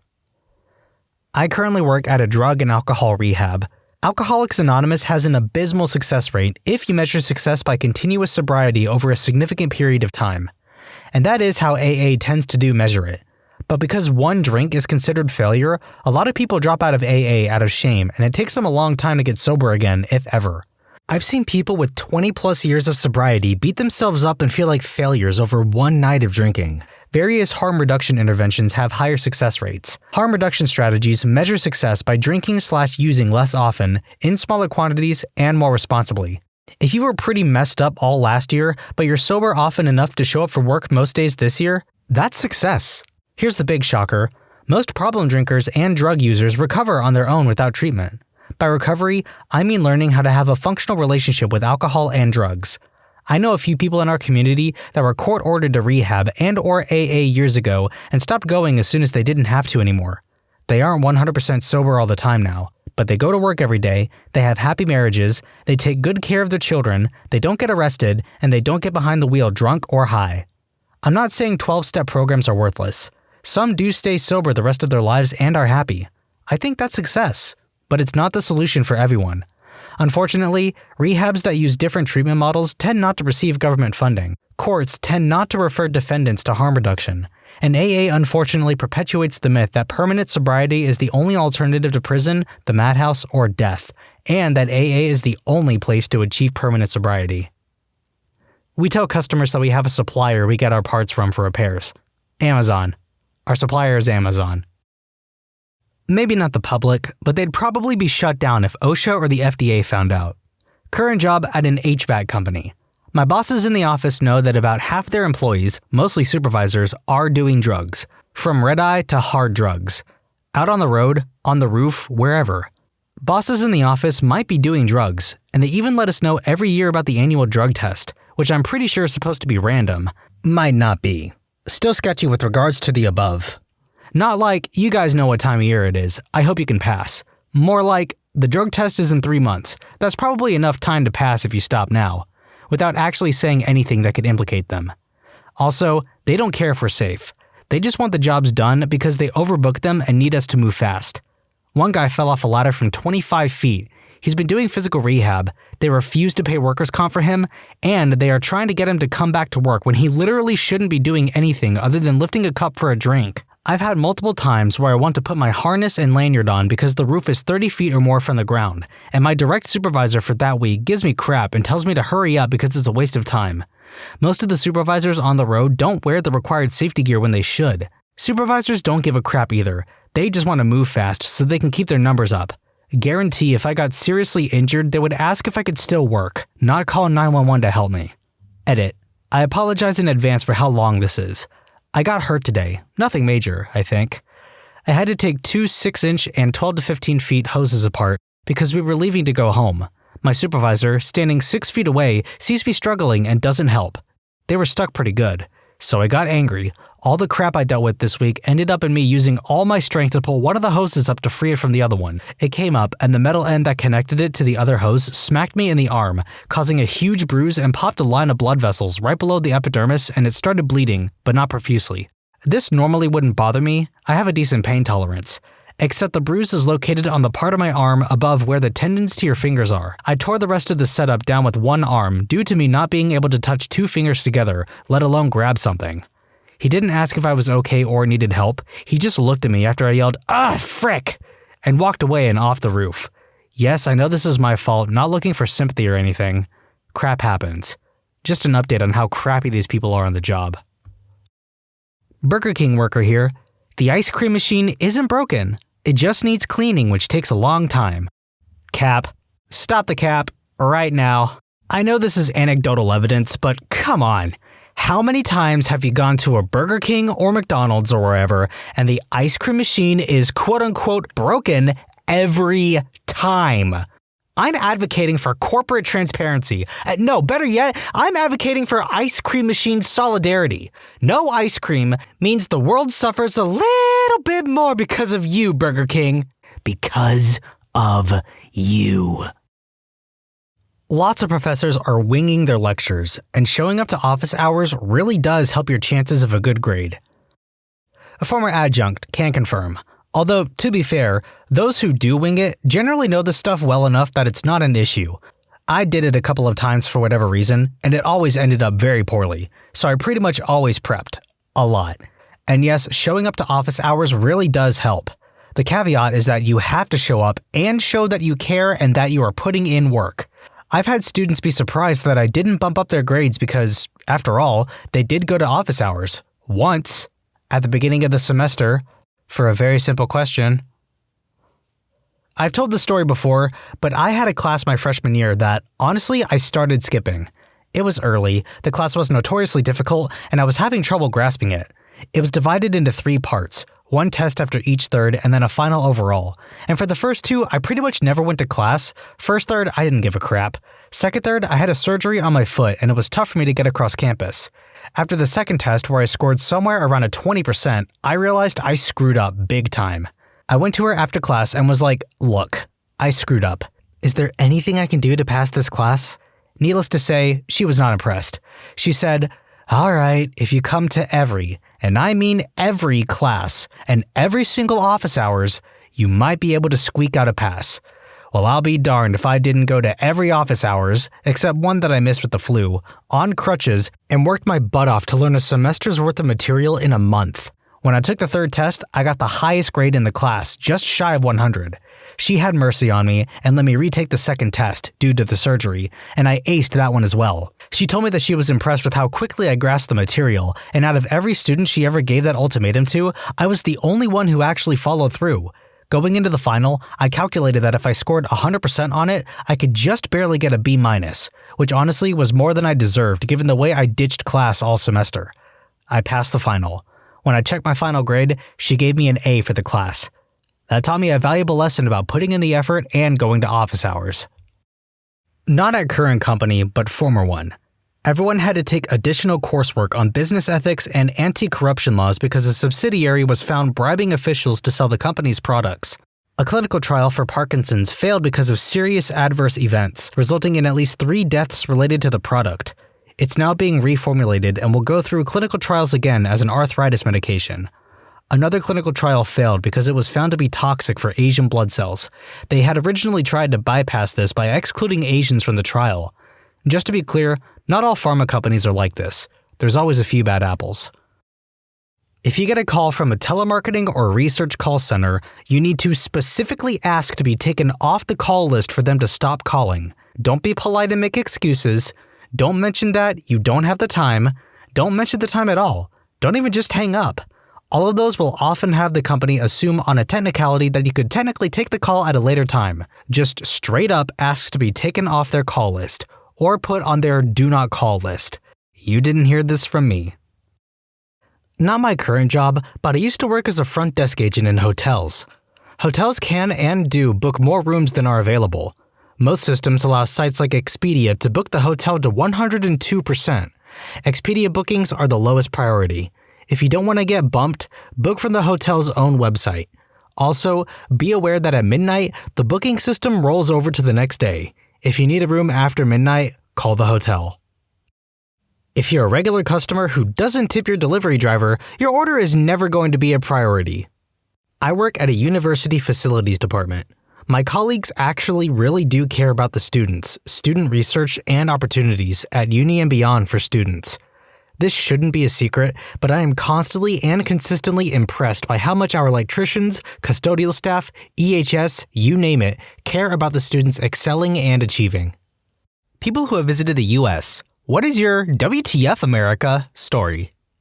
First night in Los Angeles, watched as a stolen cop car and a million cop cars flew past me down Hollywood Boulevard at 60 miles per hour at 10 p.m. Then I turned and walked back into the Thai restaurant where I watched the fugitive get PIT maneuvered and shot dead live on the news via helicopter chase cam. Dude sitting next to us was excited to tell us we had officially, quote, experienced LA. Over-the-top car chases, action chase cam news, neon lights in Hollywood, an Asian restaurant that made me feel like I was in an art film. He was right. I've told this story on Reddit before, but my biggest WTF was in fall 2005. Google Earth had just come out, and my colleague at the university lab and I were looking at it. She was a blonde bombshell from San Diego, and I'm a portly Indian boy. When I showed her Mumbai, my home city, she was blown away. "You have buildings? Look, there's an airport. Oh my god, you have cars?" "How the heck do you think we got around?" I asked. Her reply still rings on in my head. not walking, not cows, not elephants, not bicycles, not horse-drawn carts. She said camels. If I ever saw a camel in Mumbai, I'd stop everything I'm doing and say, "Holy crap, that's a freaking camel!" Was at an all-you-can-eat buffet with the soft-serve ice cream machine. As kids, we thought we were being little pigs by swirling as high as we possibly could while our parents weren't looking, or they certainly would have stopped us. The guy after us grabbed a full-size drink tumbler and filled it up with ice cream. No shame at all, no childlike glee at making the mother of all Sundays. I suspect now it was something he did regularly. I'm English and visited California about a decade ago. We'd been staying in a small town called Mariposa while we visited Yosemite National Park for a couple of days. My friends had continued their road trip on to Vegas, while I had to head back down to LA and get the plane home. I was waiting for a bus to the station in Mariposa.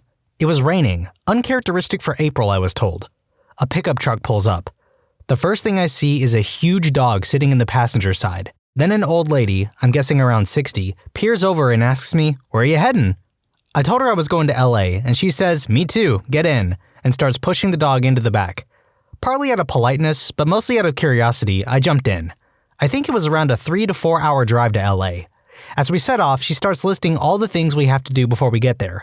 Visit a friend to move a trailer, visit another friend who has broken her ankles to feed her dogs, visit a place where she could do her taxes. Quote, that should only take a few hours. It was going to at least double the journey time. Now, in my head, I was saying, heck no, I don't want to do any of that. But I found myself saying, okay. She was super happy. After about half an hour, we arrived at her friend's house. She had 2 huge dogs, and I found myself carrying an industrial-sized bag of dog pellets to fill a huge automatic feeder. While my new lady friend went to use the bathroom, the slightly larger woman that owned the house showed me photos of her daughter and asked me what I thought of her. I said she was pretty, which wasn't a complete lie. She told me she didn't have a boyfriend, and I nodded and smiled awkwardly. Then she said, "So you're going all the way down to LA with old lady friend, are you?" I saw my chance. Actually, I think it might be better if I get the train. Do you know what the next one is?" Slightly large woman checked the train times. Then she hollered out, "Old lady friend, he needs to get the train. The next one's in 20 minutes. Old lady friend rushes, as fast as a 60-year-old can, back into the room, shows no signs of being perturbed, says we better get going then, and we quickly get in the truck. It looks as though we may miss the train. Old lady friend is literally speeding down the road. She turns to me all of a sudden and says, "Has anyone ever told you about Jesus?" I tell her yes, that my parents have told me all about him. That doesn't put her off giving me a little speech, and I don't say anything to stop her. I just smile and thank her. As we get closer to where the station is supposed to be, she winds down her window at some lights and shouts to a surprised dude on the street, "Where's the station?" before accelerating hard and speeding around the bend in the direction the guy pointed to. We get to the station and there's time to spare. There's a bit of a queue at the ticket booth and I say thanks and take my place in line. After a few minutes, I reach the front and buy my ticket. I turn towards the platform and feel a tap on my shoulder. Old lady friend is standing there, apple in hand, a big smile on her face. She presses the apple into my hands and places her hands around mine. She bends her head in prayer. What she said, I can't remember. I was too busy looking at all the people staring at me, an old lady whose head barely reached my chest holding my hands. Amen. Without another word, she walks away. The train arrives, and I leave. I need a movie made about this now. This is such a good story. When I went to Florida, I was stopped by the police for jaywalking. I protested that the road was clear, so therefore safe to cross. He said, "I don't know how you do it in your country, but here in the US, we take road safety seriously." Aghast, I explained I was from England, and my only knowledge of jaywalking was from Lethal Weapon 3, and I believed that it was just a made-up law that they used in the movie to sass people. He chuckled and said, "That's a great movie. I prefer the first." I agreed and said it was by far the best. After a brief chat about the entire Lethal Weapon saga, he said, "In the future, make sure you use the crossings." I agreed, but asked in a pretty decent South African accent, "What if I have diplomatic immunity?" He chuckled, nodded his head, and pointed to the crossing and said, "Cross there, enjoy your vacation." And off he went. It was the highlight of my holiday. I went to Disneyland in Anaheim, and it just struck me that there were a large number of disabled people out and about enjoying the rides. I'm from India, where there is no shortage of disabled people, but it was just the sheer number of disabled people that made me extremely happy that the park was accessible to everyone. "You done good, America," I said to myself as I ate some horrible, expensive fried thing. I later realized that most of those people were not disabled, but fat people on scooters who did not feel like walking. Where do I sign up? According to New Yorkers, my mother and I can't possibly be Portuguese. Apparently, we're Russian, other than incredibly nice and friendly. I loved it. Korean friend who just got off the plane in Atlanta. So many big fat black women! Yes, he said it loudly and in public. But my favorite was a Japanese fellow who went to a buffet with a group of friends in Vegas. He sits down and his plate looks like a normal little meal. We all have heaps of crap all over ours, and his eyes bug out that we have so much food. I said he's really going to freak out when he realizes this is only our first plate. A couple. I went to university at Cal State Fresno. I was a country boy from Canada. When I was there, the entire downtown of Fresno was boarded up and you did not go there after dark. Actually, anytime. And a full-blown gun/gang fight outside of my apartment in Clovis, a suburb near the university. For a kid from small-town Canada, that was mind-blowing. When I first moved to America, one of the first things I saw after leaving JFK was a homeless man pleasuring himself outside of Union Station. It wouldn't have been that strange, except I had heard a lot of things about New York City from people who had been there, or knew someone, etc., and I was worried what I was seeing was just going to be an everyday, everywhere thing all throughout the country. I saw 50 chicken nuggets for $5. There was a place called Norma's in Washington State, somewhere rural. Anyway, it was like a shrine to George Bush. The owner was a guy, and the back of the menu had his face with the quote, "Just call me Norma" on the back. Best burger I ever had, called the George W. Bush burger. Not my story, but my mom's. And instead of visiting, it was more like a people who have immigrated to the US, what is your WTF America story? So it's the early 1980s, and my mom's plane touches down in LAX from Tokyo. As she was collecting her luggage and waiting for her friend to pick her up, a Hare Krishna, which she had never seen before, came up to her and asks her, in English, if she could donate a few dollars. My mom, who only had a few yen and a poor grasp of English, tried to explain to the Hare Krishna that she couldn't understand him and that she had just arrived in the United States. The moment she started talking to him in Japanese, he just gave her some of the money he had and went on his merry way, leaving her at the luggage carousel confused as heck. I asked an old lady if it's true all Americans carry guns. She smiled and pulled a revolver out of her purse. She was a nice lady. I was 12 years old when I spent a month in Minnesota. I remember going WTF, or at least a French equivalent, when we went to Mall of America and I saw the freaking roller coaster inside of it. Edit. I'm not Canadian. I come from the old continent. Back home we would say something like, Putain! Yes, it means unfaithful woman. But I wasn't using curse words when I was 12, so I probably shouted, oh la vache, holy cow. Minnesota is awesome when you're 12. Now that I'm all grown up, I'd like to go to LA or New York City, but nothing beats fishing and horseback riding when you're a preteen. Canadian on tour in America witnessed an enormous man at a Big Boy in Wisconsin pull out 5 jumbo freezer bags and fill them to the brim with sausages from the all-you-can-eat buffet. He hid every bag between the overhang of his belly and sweatpants, then filled a full plate of sausages and proceeded to sit calmly at his table and finish them. Canadian was in a gas station waiting to pay before prepaid took over, and a couple of guys with handguns and holsters were in line in front of me, resting their hands on the guns. Not so much WTF, I knew to expect it, but it's a memory I think of often. Edit. I know nothing about guns or the proper terminology, but I have lots of questions about the exact posture in my inbox, so I'll try to clarify without angering more people. It wasn't a threatening, I'm about to draw my gun pose. It was more of a, this is just a comfy resting place for my hands pose. Like when you hook your thumb on your belt and let it hang there, except near your gun. Anyway, my original point wasn't that I thought they were going to draw. I was just shocked seeing a couple of guns like that. It had never happened before. Me paying at a gas station. Attendant hears I have an accent, smiles at me. You speak English so well. Thanks. Although I should do. I'm from England. Cue confused look. Wait, they... She trailed off. Speak English there? Her colleague stared at her in open-mouthed disbelief and then broke out laughing with the other customers. She looked mortified. To be fair, I felt terrible for her. She was only trying to be friendly to a foreigner. I'm from America, and I have a friend from Australia. It amazes him that there are so many flags everywhere. Apparently, that is a distinct USA thing. He'll make jokes about how we all forget where we are. Was in northern New York, near Buffalo, and a waitress overheard that I was headed back to the Pacific Ocean. She asked where I was going, and I said Vancouver. No, honey. Vancouver is in Canada, and that is on the Atlantic Ocean. I said, Canada is from sea to sea, just like America. She replied, no, that's not right. Only America is from sea to sea. The combination of her being absolutely sure about something and her total ignorance was surprising enough, but the fact that she felt she could basically interrupt our conversation by telling me I am wrong about what ocean I live beside was weird.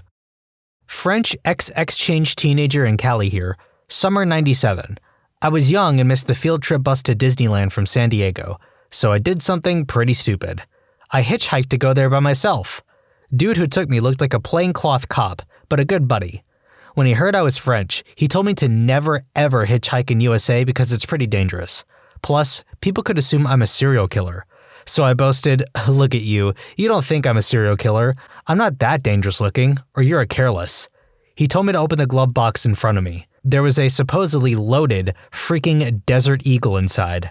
He dropped me at the bus station and insisted to give me $10 for a ticket. I had cash, and waited for me to go in the bus. TLDR, still don't know if plaincloth angel or Zodiac killer. Do you have cell phones in Norway? This was in 2012. Kids nowadays get an iPhone and or iPad before they're born. I'm Canadian, and I went down to the US to do a little shopping. I accidentally pulled out some Canadian bills, and the cashier asked why I kept Monopoly money in my wallet. Edit, a lot of people are saying it was just sarcasm. I don't think it was. The cashier looked around 16 years old. She had probably never seen Canadian money before. When I started awkwardly chuckling, she had a puzzled look on her face. But who knows? Maybe she was just really invested in a joke. After moving from Africa as a teen, I am repeatedly asked why I moved to Africa in the first place, to which I replied that I've always lived there. I am also asked, so why are you white? To which I reply, oh my god, Karen, you can't just ask people why they're white. However, when they reply with blank stares, I realize they aren't referencing Mean Girls. Some other questions. So, Africa is one country and all the borderlines are, like, states? Are there, buildings? You guys have memes over there, right? Are you Australian? Australian here. I went to Houston last year and spoke to a girl my age in the airport. We got chatting about uni/college. It was around July, and she asked me if I was on my summer vacation. I casually explained I was on my winter break. She was genuinely confused and did not understand how it was summer in the US but winter in Australia. I tried to explain, but eventually gave up. This next one has layers. I was complimented on my excellent English by a girl from Ohio. I'm Canadian. She thought we all spoke German. Canada, the country best known for speaking German. Not that there's already a country whose language is named after the country it originates from. When I started chatting to a cashier, she squealed and asked where I was from. I told her Australia, and she instantly dumbed down how she spoke. Do y'all speak English down there? I replied sporadically. She laughed and informed me that wasn't a word. When I went to the US the first time and ordered a meal from Burger King, ordering a large fry, Coke, and a Whopper, I was blown away by the size of it all. Each item was larger than the same item back home.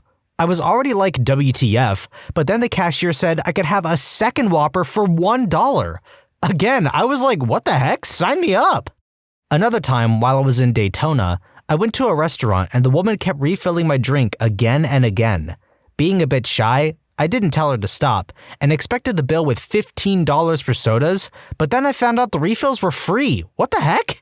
Free refills?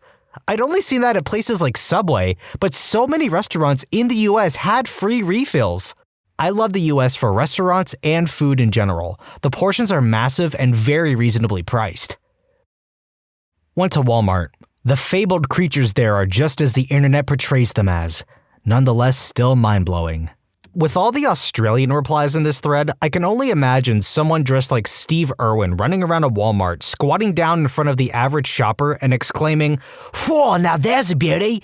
Overweightus americanus, known for their impulsive spending habits. These babies can grow up to 158 kilos!"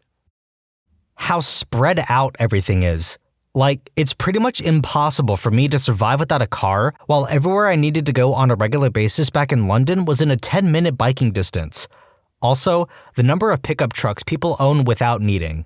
It has come to my attention that the city I live in, Jacksonville, Florida, is the widest city in the 48 contiguous states of the US, with a population of just under 1 million. That explains a lot. Not gonna lie, I personally hate needing a vehicle to navigate a city. Like, what's the point of having everything in one spot if you're just going to have to drive to it anyway? It defeats the purpose entirely. Any contractors or civil engineers willing to answer this question in the comments? Let me know. Not mine, but someone posted a while back about his British boss getting pulled over for speeding. As is the tradition in England, he got out of the car to meet the police officer, and it went about as well as you'd expect. Went to a club the other day and got frisked by a door guy wearing a bulletproof vest. That was interesting. Every single one of you jerks asked me where in England I was from. I'm from Australia! Pretty much as far away from England as you can get without leaving the planet. A universal WTF for both foreign and US citizens, the Golden Corral. Everything was submerged in liquid butter. The patrons were larger than some cars. I'd never been out of Australia before. In Australia, only farmers and cops have guns, and some criminals, I guess. So I had never seen a gun that wasn't in a cop's holster in my entire 30-year existence. We go to the US for our honeymoon and have the honor and privilege of visiting a Walmart. The guns are just on the shelf. You can touch them. A fellow Aussie friend who was with us at the time asked the cashier if she could hold one. He looked at her as if she had asked if it was okay to breathe the store's air. "Can I hold one? This big one?" she asked, incredulous. "Sure, if you want to," the guy said, confused and bored at the same time. She picked up this huge gun. Sorry, not a gun guy. Don't know what it was. It was about the size of a shotgun, but was bulkier, and was getting us to take photos of her with it. If I had a gun like that at home and walked outside my house with it, someone would drive past and see me in about 10 seconds. They would call the cops, which would take about 30 seconds. The police station is just up the road, so I estimate a cop car would arrive in about 3 minutes. And it would take about 10 seconds for a cop to ask me politely to jump in his car and come for a nice chat down to the police station. But it will be fun for about 4 minutes. That thing is $10. That's good. I have a $10 note. I can buy that thing. Oh, wait. I went to Applebee's. Mistake number 1, I guess. I was then served by a nice young lady called Brittany who asked me with a serious face if we have trees in Scotland. I'm from the UK. Lived in the US for about 5 years now. Few things that annoy me. You want to get a loan for a new car? There's a fee for that, on top of the interest. You want to take money out of the ATM? There's a fee for that. You want to exchange some currency? There's a fee for that, on top of the exchange spread. A product has money off? You'll have to send something to receive it. They hope you can't be bothered. Pretty much any service, someone will try to make a few extra dollars off you. Was in Spokane at Silverwood, amusement park, and asked where the washroom was. I was promptly told there were no washrooms in the park. This happened a good handful of times, and it never even occurred to me that I had to say restroom to receive any real help. I'm Canadian and have visited the United States multiple times, and have had an overall enjoyable experience on each one. I wouldn't blame this on America, but I saw a fat, bald, middle-aged man standing on the side of a Pennsylvania highway with bunny ears. I'm sure this happens in Canada too, but this is the first time I've seen something like this. Easter Bunny has had a rough few years. People just don't care about Jesus coming back anymore. What's your most accidental, awesome moment? So, in my first years in high school, there was this bully that always picked on me, pushing me around, swearing, and other bullying stuff. Me being the bespectacled little geek and him being taller and bulkier, I just tried to get out of his way and avoid him. So in our second year, our school went for a field trip in some village/farm area. As soon as we were far from teachers, this bully shows up, pushes me around, and hits me. I was fuming because he spoiled my trip, but didn't do anything and he left. A few hours later, I was having lunch up on a small hill that was overlooking a small amateur soccer field. And there was the bully, back to me, 20 meters away, playing as goalkeeper. Geek rage flares up. I have this apple with me, so I pick it up and throw it with all my might towards him. It hit him, straight on the shoulder blade. Now my added height and distance must have added to the force of impact because he got knocked down hard. He lay there for a good 5 minutes, got up, turned around, looked at me, and started walking slowly towards me. I was thinking, oh crap, he's gonna kill me. But I had the geek rage still flaring, so I stood defiantly and waited, ready to fight back this time. He reaches me and goes, "What was that?" "An apple." Listen, man, I don't want any trouble. I was dumbfounded. He never bothered me again after that, even became a bit friendly. TLDR, I neutralized a bully with geek rage and an apple. I was sitting on a patio with friends, and a friend who was absolutely terrified of roaches started screaming and running around because a roach appeared on the top of the patio about 25 feet away from me. As a joke, I casually stood up, whipped out my pocket knife, and while talking, I threw it. It went spinning through the air and stuck the roach to the wood. I sat back down and finished what I was saying while everyone was in disbelief. We all had a good laugh, and they nicknamed me Crocodile Dundee. I catch rattlesnakes for a living in Phoenix, Arizona as an emergency response service for people who find a snake in their yard. Most calls are diamondbacks, but 1 in 4 or so, quote, rattlesnakes end up being a large constrictor called a gopher snake. Gopher snakes can be aggressive, but they're otherwise harmless. On one call, there was a kid of about 15 who was absolutely terrified of a rattlesnake he saw along the back wall of his yard, behind the swimming pool. The only way to really get there was to tightrope it across the narrow ledge of the pool. I got there and saw that it wasn't a rattlesnake at all, but a harmless gopher snake. So I reached down and grabbed the 5-foot snake. It was a jerk about the whole thing, striking at my face repeatedly and getting me on the forearm. I grabbed it closer to the head and wrestled it into control as I made my way back across the ledge to the bucket, where I unwrapped him from my arm and body and put it in the bucket. I then realized I forgot to tell the kid that it wasn't a rattlesnake before doing that. I looked up and he looked like he was going to vomit/pass out. Probably the palest I've ever seen a living person. He surely believed he was about to see a man die. I now routinely, quote, forget to tell homeowners that it's just a gopher snake. About 15 years ago, my ex-wife and I were at a party sitting across from each other at a fairly large table. We were surrounded by dozens of friends. Some sitting, some standing and chatting in the kitchen. She had my Zippo and I wanted to smoke, so I asked her to toss it to me. She tossed the Zippo to me across the table. The lid pops open in midair. Somehow, I hit the roller with my thumb as I catch it, and the thing lights up as it hits my hand. My arm is fully outstretched when I catch it, so I smoothly pulled my arm in, lit the cigarette in my mouth, snapped the Zippo shut with the flick of my wrist, and tossed it back to her with one fluid motion. Half the people at the table jump up in amazement and begged us over and over again to perform the trick one more time. We refused. I never told a soul that the whole event was completely accidental. My friends still talk about it with awe. Not nearly as awesome as yours. I was with my girlfriend at a party and she had this crazy look in her eye from across the table. I could tell she was going to spit a Skittle at me. I didn't know how I knew. She launched it across the long table and I caught it in my mouth. Nobody noticed. For this next one, as I describe this, I just want you to imagine Ave Maria playing in your head. I was at a college football game for MSU in Missouri. I was up in the nosebleeds after our marching band had played in the homecoming parade earlier that day. I left to go get concessions and started walking down the stairs. I tripped suddenly and began tumbling over and over, down, down, down. Over stairs, across landings, flailing hopelessly for purchase on one of the handrails or an onlooker's appendage, but with no avail. It seemed to never end.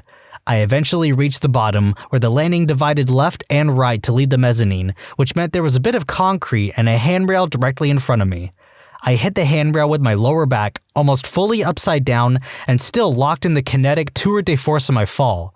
I rocked over the handrail with my lumbar as my fulcrum, dropped the meter or so to the ground, and landed feet first in such a state of confusion that I just started walking as if nothing had happened. The whole section erupted in cheers, to the point it made people on the field look up at us. TLDR, I took an epic fall down a crap ton of stairs in front of thousands, landed on my feet, and everyone thought it was on purpose. When I was about 11 years old, I got chased by 2 vicious, hungry-looking Dobermans in a car yard. Realized I wasn't going to get away, so I turned around, put my war face on, and bolted straight at them, shouting like I was possessed and intending to tear their freaking snouts off. Dogs disappeared with their tails between their legs. I felt like a big man. Now let me see your war face! Ah! I worked at a Boy Scout camp years and years ago. One of the activities I was in charge of was building a log cabin. Part of building the log cabin is to strip all the bark off the wood to help keep the logs from rotting. The Scouts generally had a love-hate relationship with this step of the project. On the plus side, they got to use sharp objects. On the minus side, it was hard manual labor. While they were using bark strippers, I was using a chisel to get the bark off around knots. Normally, using a chisel on wood is not a hazardous operation as long as the blade is facing away from you. One day, I was not doing well on my safety observance. I was trying to jam a stubborn piece of bark off the wood with the blade facing toward my arm. The wood broke against the force. The blade kept on trucking through the bark and into my wrist. At this point, the Scouts knew something was wrong as they saw me curse, drop the chisel, and grab my arm. I was the only adult present, so I was fighting to keep my calm as to not panic the Scouts. My solution was to turn it into a first aid lesson. I told a couple of Scouts to get the first aid kit and the others to help me over the picnic bench. I told them they were going to have an impromptu first aid lesson on severe bleeding and shock with the victim as their instructor. The Scouts were able to keep their heads together and get the health officer out to our location to treat me the rest of the way. They said it was the best first aid class they ever had. Oh, maybe junior year of high school. I used to stay after school to avoid going home. Some girl 1 year below me came up to me with her friends, acting flirty. Her girlfriend and 3 guys walked away. I did not think much of it at the time. Fast forward about 30 minutes, and the girl that I was talking to said that she was worried about her friend and why she was still gone. She said that her friend went in the auditorium and asked if I would see if she is still there. I walk into the auditorium and all the lights are off except for the band pit. I make my way down there and hear a girl say, "No, let go." I flipped a bit and mustered up a yell while charging the band pit. 3 guys take off, followed by the girls. About a month later, my dean walks into my classroom and says that she needs to escort me to the principal's office. Mind you, my school was huge, so while walking to the other building where the principal's office was located, I asked if this was about my skipping gym class a bunch of times. She said no, but whatever it was about must be really big to warrant her escorting me to the principal. We get to the office and I see 2 cops and the 2 girls that I met a month before. Freaking the heck out, I sit down and the cops say, "Thank you." What? I was asked some questions and was informed that the 3 guys were attempting to force themselves upon the girl. I guess I stumbled in at the right time. I had not spoken to my father for months at this time in my life, but received a call from him that night. The school called to tell him what I had done. My pops told me I was his hero. That was a good day. Once in middle school, my locker was next to some hot chicks. I noticed one of her books started slipping from the top shelf, so I put my hand out to stop it. It started actually falling, so I was like, crap, and awkwardly tried to stop it. It landed perfectly in my hand. The binding went straight into my palm, without me even looking, and I ninja'd it right back into the shelf. I was Peter Parker for 30 seconds. I was going to college in Chicago and left a bar near Wrigley Field with a beer bottle in my hand. While walking to the L, 2 guys confront me on the street, wanting to rob me. I was stunned and accidentally hit the bottle on a brick building, shattering the bottom. The 2 guys thought I was going to defend myself with the broken bottle and ran. Stopped to get gas at an old country store gas station outside Camden, South Carolina. Apparently, one of the door hinges was broken, so when I opened the door, the entire door came off in my hands. There were 5 or 6 farmers, truckers in line at the cashier. One of the fellas said, "Dang, I'd feel pretty good for the rest of the day if I were you." Here's another story. When I was in grade 10, I had this real jerk of a computer science teacher. Like, the type that would rather make fun or condescend you to make himself feel better or something instead of helping you. One day, we were making programs to output certain properties of a sphere/circle after inputting a radius value. I remember asking him what's the surface area of a sphere or something to that effect. I mean, I don't think that was an unreasonable question. I'm in frickin' 10th grade for frick's sake. He decided to take this opportunity to humiliate me. So anyway, this is how the convo went. The surface area of a sphere is 4 pi r squared, right, sir? Did you just ask me the surface area of a sphere? Yeah? Well, maybe we should call your math teacher and find out. Walks over to phone, dials math teacher. Hey, your student X would like to ask you a question.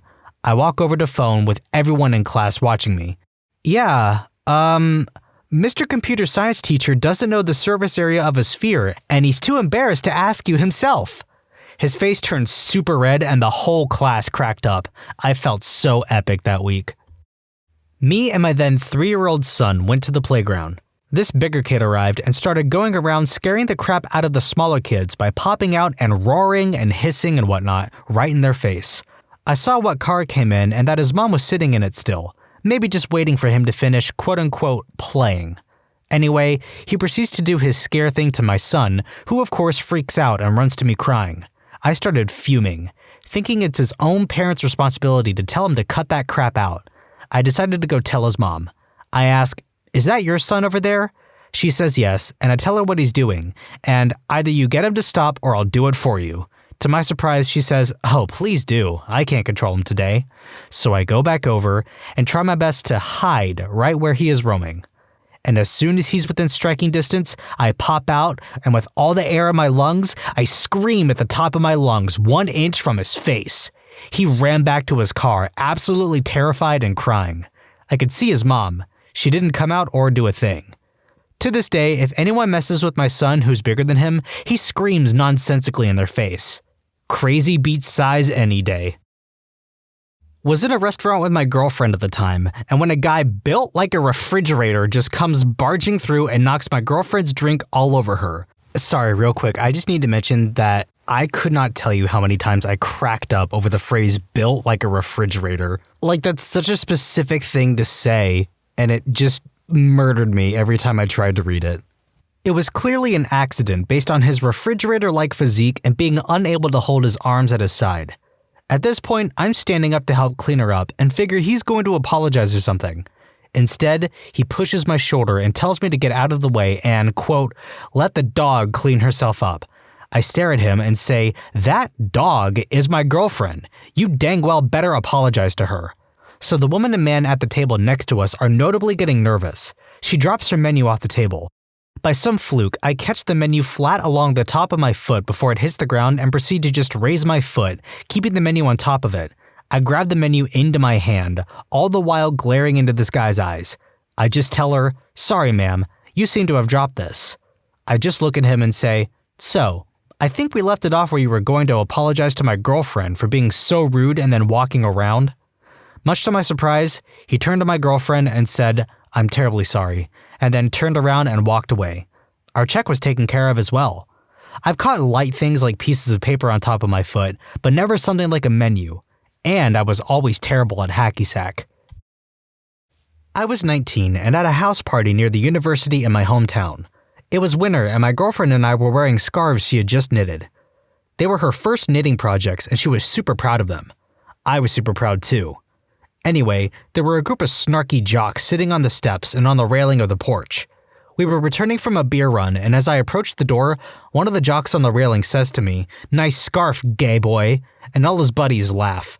I stood there with the door in my hand for a second and looked at my visibly hurt girlfriend. It made me furious that he mocked her amazing creation and gift, so I slammed the door and started towards them to tell them how actually freaking awesome my scarf was. He must have thought I was in fight mode because he flinched, lost balance, tried to correct himself, and comically fell backwards off the porch to the delight of both his and my friends. I opened the door for my beaming girlfriend and we went inside. Best part is, no one knew all I was going to do was get all sentimental on his butt and open up a can of polite confrontation all over him. TLDR, guy smack-talked my woman's yarn crafts and now he's on his back. TLDR, accidental front flip on a snowboard. I'm a little late to the game, but here it goes. I used to work at a ski resort in Pennsylvania, so I'd be out riding in all kinds of crazy conditions. One particular day, the snow was really granulated to the point where you could get stuck in it. I was riding down a steep slope going quite fast, and hit a pile of granulated snow that almost brought me to a complete stop.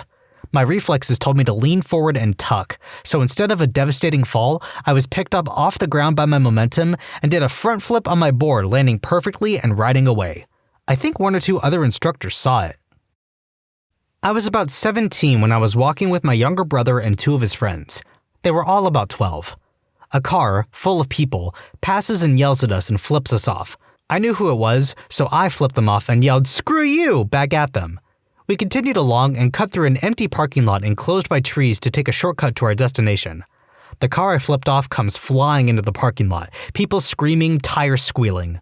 My little brother and his friends are scared crapless.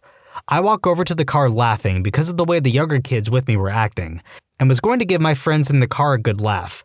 When I get to the car, I stick my head dang near in the driver's window, still laughing, and realized I had no idea who any of these people were. My laughing face turned to a morbid, I'm about to get my butt kicked face, which the people in the car must have interpreted as maniacal laughter turning into a death stare. It scared the crap out of them, and I recall hearing passengers screaming at the driver to get the heck out of there. He's going to kill us! The car peeled away, and I walked back to rejoin my brother and his friends, and they all thought I was the coolest, most awesome older teen they'd ever met. About 5 years ago, there was a crazy huge bee in my house, and my brother, terrified of bees, came running to me, wanting me to kill it for him. I picked up my crappy toy airsoft pistol, which was loaded with one pellet, pointed the pistol at the bee from about 40 feet away, didn't aim at all, pulled the trigger, and saw a splat on the other side of the room.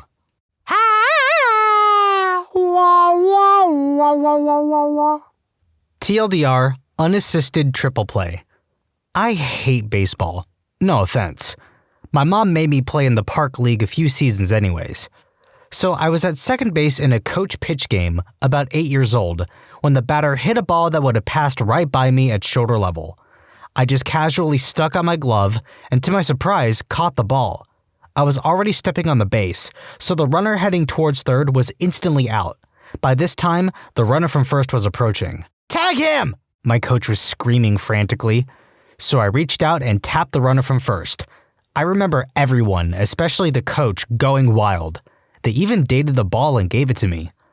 I didn't realize until years later how rare an unassisted triple play is.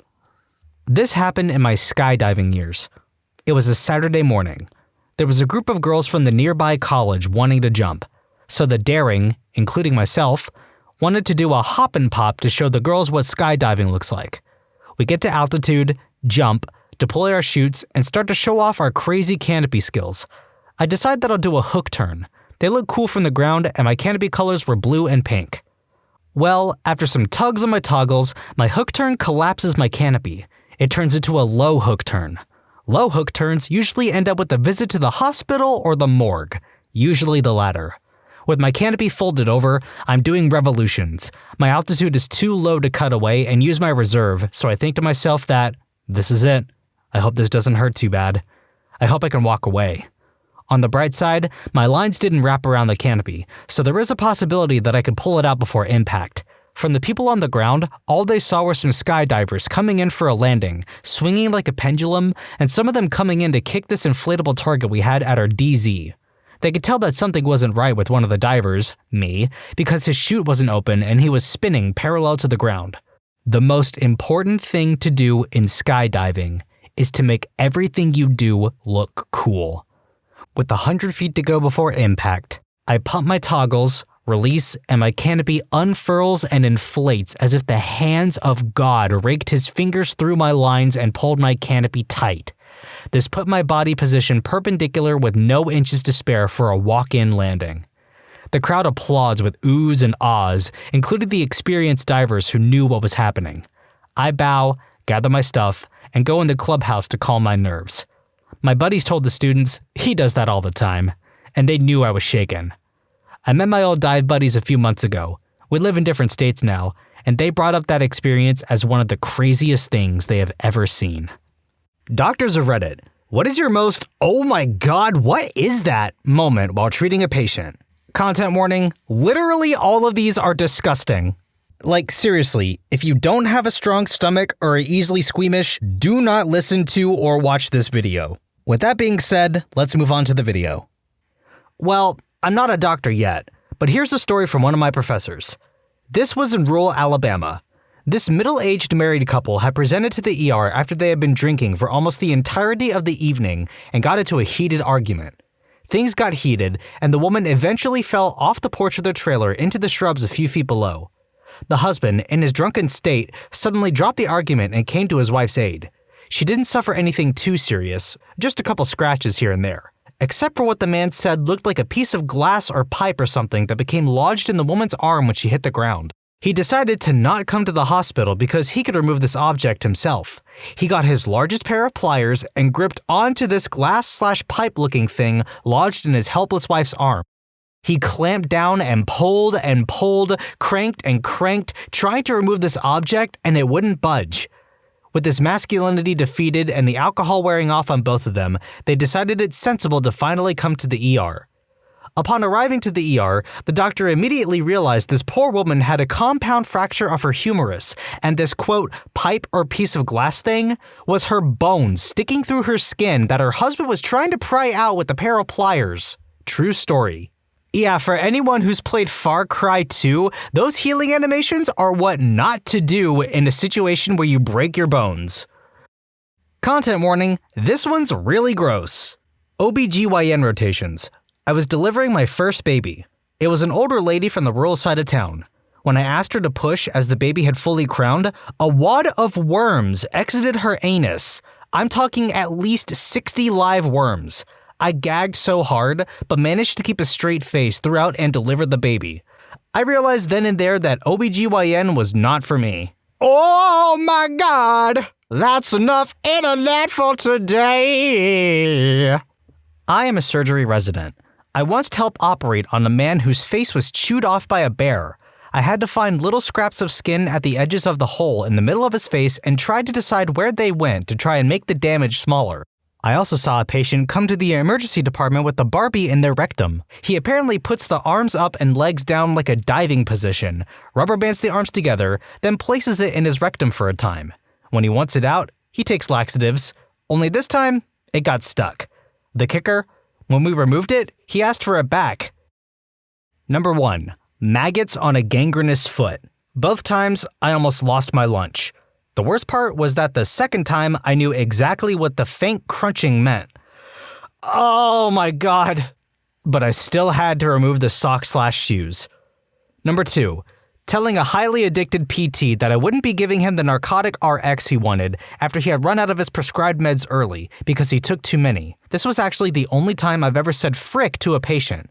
I'm not giving you an RX. I also spoke with your pain management doctor and he does not want me to fill anything for you since you made the choice to take too many of your medicines. The patient starts flapping arms and legs in bed. What are you doing? I'm having a seizure. That's not a seizure, that's a tantrum. Patient gets completely still, looks me straight in the eye, and craps his pants. What the frick did you do that for? Because you're not giving me the medicine I need. Now you have to tell the nurse to come clean me up. Yeah, no. I will have the nurse bring you a clean gown and a towel. Bathroom's right next door. This was in med school, dermatology rotation. I got to see my own patient. So I asked what the problem was. He told me he thought his genital warts were back. I asked why. He didn't say a word, but turned around, dropped his pants, spread his butt cheeks, and showed me a cluster of genital warts around his anus at least 10 centimeters in diameter. Even when he stood up straight, it was just sticking out of his buttocks. I put up my most professional voice to say, yes, I think you're right. The man thought this was hilarious. I'm not sure if I've not seen more surprising things after this, or I've just gotten used to them. ER nurse here. We brought a code trauma off the helicopter. A lady who was a passenger in a really bad wreck. Her husband was driving and was dead at the scene. Once we got her stable, the OR staff came to take her to surgery. I gathered up the clothes that we had cut off of her and grabbed her purse that EMTs had removed from the car. There was a lot of blood on it, so I thought I should just grab her wallet instead. I reached in and grabbed what I thought was her wallet, pulled it out. It had hair. It was a chunk of her husband's scalp. I interned in a city that gets very cold in the winter. Homeless people who were having a tough time surviving outdoors would come to the ED to get admitted, even if just overnight. They get a warm bed, a few hot meals, and a cleanup. This one fellow was in really rough shape, couldn't walk. The poor nurses did most of the cleanup, delousing, sponge bath, dressing the open sores. My job was to do the physical exam, including the mandatory rectal. Literally had to lift that scrawny flap of a butt cheek and pick the encrusted dirt/feces/matted hair away from the rectum to expose the anus. Thankfully, I only had to turn 180 degrees to reach the sink that I dry heaved into. But before this fellow can be discharged, he needs a podiatry consult. His black, gnarled feet have thick yellow big toenails that have grown in a circle and are now piercing the bottom of the toe. the reason he can't walk. Podiatrist intern comes in, starts a foot soak, and proceeds to tackle those nails with something that can only be described as modified tin snips. Now, you know how some people have that habit of opening their mouth when concentrating really hard? Yup, he clipped that nasty nail and it flipped right into his mouth. We shared the sink. It's okay, Ryan. You've only got 13 more minutes to go. You're gonna be fine. Story from one of my friends who worked as a paramedic in Hamburg for some time. Mind you, this is disgusting. They were called to an unconscious person, drug addict, who was slumped down on a park bench close to the train station where back in the days the most drug addicts would hang around. They approached the guy and tried to wake him up, checked his vital signs, etc., then put him on the ground. He had no shoes on, but only wrapped up his legs in plastic bags. If you have ever been around hardcore drug addicts, you know most of them don't smell too good. After a while, they just give up on personal hygiene, which incidentally is actually more dangerous than the drug itself, since they tend not to treat their scabs and whatnot. This guy reeked to high heaven, and once they proceeded to check his plastic bag shoes, they saw why. His legs up to his knees were completely black and full of maggots. He had an infection in both legs due to shooting up heroin and never treated them. My friend said that once they lifted the plastic bags up a little, which were melted into his decaying flesh, little mountains of maggots would fill around his feet. Hands down, one of the most disgusting things he has seen. Doctor here.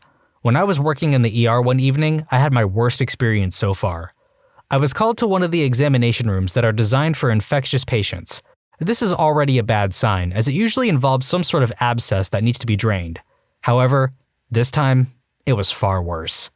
I was told by the nurse that it involved a man who had bilateral venous ulcers on his legs and that they were now infected. I looked through his journal and saw that he last saw a doctor about 10 months earlier and no note of any checkups after, not by a nurse or a GP. Therefore, I asked my nurse when someone last took a look at his legs. Quote, not since his last journal entry. Then I asked when was the last time he changed his dressings on the legs.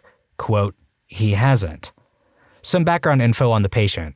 Old man who lived by himself in his trailer that was parked in the middle of a forest. He had no running water. He was a bit of a drinker and a general I don't give a crap mentality. Awesome. Suited up and went into the room. The room smelled like an odd combination of stale beer, mold, and disease. Certain infections smelled different, and this one was very pungent, almost sulfuric. I introduced myself to the patient, who didn't understand what the heck he was doing there. All he wanted was some antibiotics for a flu, and then he was sent here. Why the heck do you want to look at my legs for? They were already taken care of last year. Great. So we started unfolding the dressing. They were crusty and crackled as we unwrapped the first leg. As we got deeper, it changed color to some sickly yellow and the stench became worse and worse. One of my nurses left the room to throw up. Then I saw it. Very small, but inside a fold, there was a little maggot who squirmed. Crap. When we finally got to the wound, we saw all the little maggots feasting on this man. There must have been 50 of them. The stench was absurd. I was focusing a lot to breathe through my mouth, but then I felt like I could taste it, which made it even worse. My nurse came back and promptly went out again. I unwrapped his other leg, and same story there, but the infection was much deeper, and I could see a few tendons on the base of the ulcer. Absolutely delicious. We had to clean off the maggots and place them in a bowl, but they were squirming and went on the floor and crawled all over the place. I had to watch my feet so I didn't step on them. After that, we took the patient to hose him down to at least try to get rid of some of the smell. Then booked to the OR for debridement and a fresh vacuum dressing. Discharged a few days later with strict instructions and booked him in to return for redressings and checkups. Then, we never heard from him again. TLDR, maggots. Lots of maggots. Removed a shoe from a patient with a severe diabetic foot. 2 cockroaches crawled out of it. Paramedic here, working in the ER one night. We had a guy come in complaining of groin pain, so we bring him back and it turns out he has a master lock, the kind with the spinning dial that you use to secure your locker at school, locked around his member. Essentially, blood could flow in but could not flow back out, so this thing was hugely swollen. He had panicked after he realized he could not remember the code, dealing with a real genius here, and he took a screwdriver to the dial and snapped it off. So, we consulted with urology, and the urologist wanted to take him to surgery, cut his ween lengthwise, slide the top out, then the bottom, and then suture it back. Needless to say, the patient wasn't thrilled with option A, so option B was for this big nurse, we'll call him Tom, to go in with bolt cutters and cut it off. Option B selected, Curtain closes. Tom gives a 1, 2, 3. A loud scream at 3, a pop noise. Tom exits with a broken lock and the man was sent to the floor to recover. That's just one of so many, but I always tell that one. A bit late to the party, but here's my contribution. I have some nasty pus stories, but I think the top post wins hands down in that category. So here's something a bit different. Just a couple of months ago, actually. Woman about 35 years old comes in for a pap smear. Okay, no problem. Put the speculum in and maneuver it around a little bit to find the cervix, and I see something dark brown in the right lateral fornix. My first thought was, oh crap, cancer. You see, when I was an intern, I had a patient on whom I found very dark, friable tissue on the posterior wall of the upper genitalia, which eventually turned out to be rectal cancer that had spread into the genital wall and was quite advanced. You know, one of those patients you kind of never forget. Anyway, I try and gently scrape at this dark brown area to get a feel of what it was when the smell hit me. I imagine if death itself died and rotted for a few weeks, this is what it would smell like. My medical assistant scooted away to the edge of the room. Poor thing couldn't leave the room as she was my chaperone. I stopped breathing through my nose and started to breathe only a couple of times a minute from my mouth, of course turning my head away from the source of the smell to take a breath. Anyway, maneuvering the speculum a bit more and scraping a bit at the brown area some more revealed an answer to the mystery. It was a cylindrical, thick wad of something. An old tampon. The patient had no idea that it was there, and her period had ended over a week ago. So this thing had been there for over a week and the lady was walking around living life as usual. Thankfully, she did not get toxic shock syndrome. Retrieval of the tampon was uneventful, and the lady was sent home with advice on being more careful with remembering to take out tampons or perhaps consider switching to pads instead. Imaging tech here, so I basically look at black and white images of people's innards. Once I had a guy, and it looked like his abdomen was filled with fluid, but it looked very odd. Then I realized the fluid was moving. The guy had the biggest aortic aneurysm I've ever seen, so big I couldn't measure it on my machine. He got sent off to the hospital. I was in outpatient services that day, and I don't know what happened to him. I also had a woman with so many holes in her heart, in the muscle between the heart chambers, that it was like Swiss cheese. Another time, I was in a prison scanning a con. He'd been shot and all of his abdominal muscles were removed. He wore a Velcro girdle to keep his stomach in place. I put my scanner down on his abdomen, and I had to figure out what organs he was missing, because he had some removed from after being shot, but he had no clue. I think he was missing a kidney, the gallbladder, part of the liver, and like half his pancreas. Token, not a doctor, but I am a nurse and I have a story. I was working in the emergency department one afternoon, and we had an elderly lady just calling out, help me, repeatedly all afternoon. She was brought in by her nursing home for, quote, agitation, which is normally code for they can't handle them anymore. So the patient was placed with the carer assistant to try and calm her down and make sure she didn't wander around the ward. The carer was helping to feed the patient, and I walked past when suddenly the lady just breathed her liquid diet in and collapsed backwards.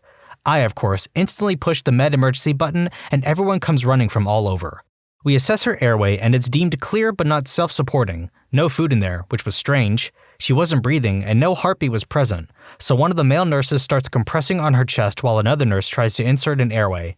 As he compressed on her chest, a literal fountain of murky green goo spurted from her mouth all over the walls, ceiling, medical staff, literally everywhere.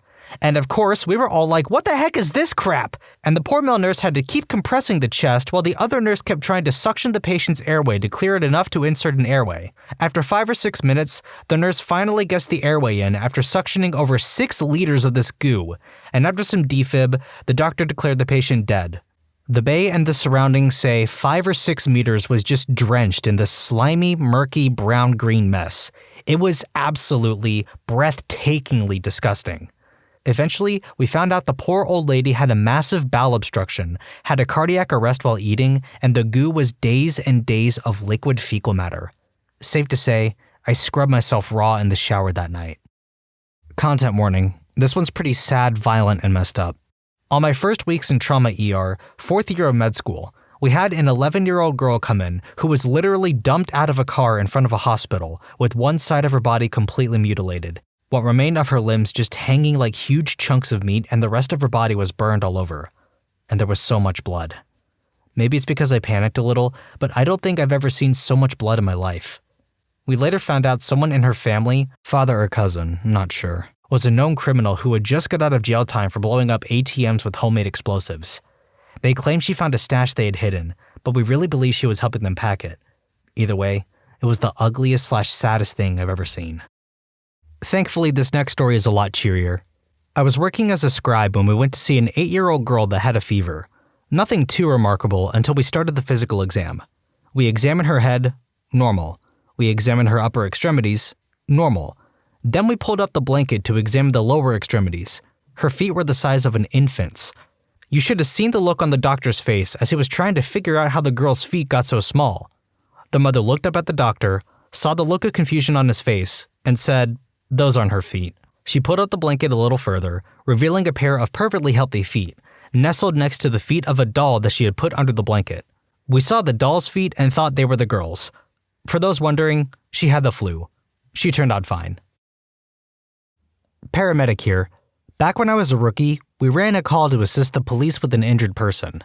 Get on scene to 5 to 6 cops and a large naked man in cuffs sitting on the curb. In the middle of February, in the mid-Atlantic region. Checked the guy out while talking to the cops. Apparently, he had decided to smoke some PCP and the cops ended up having to tase him. The part of the story you've been waiting for, one taser barb in the umbilicus and the other in the head of his member. TLDR, PCP leads to a new member piercing courtesy of the police. Last one, I promise. Surgical registrar here. I was working in a smallish hospital in a rural town in Australia. We were asked by the medical team to see a patient that had been admitted under their care by the emergency department overnight. Happens quite often in that hospital, with the CT demonstrating a very distended bladder. They apparently had trouble with the catheter, so they called me to have a look. With much hesitation, I went up to see her on the ward. So I managed to put the catheter in with a lot of trouble. This lady was fecally incontinent. A little bit of urine drains out and I just keep thinking, something's not right. I go back and look at the CT scan and the IDC placed in the emergency department looks like it's appropriately positioned, subsequently pulled out. Behind it was one big sucker of a uterus, absolutely full of what appeared to be a fluid density. The report read, along these lines, I crap you not, as follows. Conclusion. There is a very distended bladder. The catheter balloon is situated in the prostatic urethra. Moderate to severe hydronephrosis is noted. To all the people pointing out that women don't have prostatic urethras, I'm well aware. That was the whole point. The radiologist was very embarrassed and apologetic when I called him to amend the report. Long story short, I speak to the consultant. We get her to theater. With great difficulty, we manage to dissect our way around this huge uterus and we call the O&G guys to come and help get it out. Unfortunately, during this process, the uterus bursts and there is a boatload of pus that just streams out. It smells so freaking horrible. There are people gagging around us at this yellow-green, sulfuric-smelling goo. The scrub nurse can no longer take it and vomits in her mask. The consultant is looking at me like, screw you for bringing this to theater. We finished this case and I am so glad.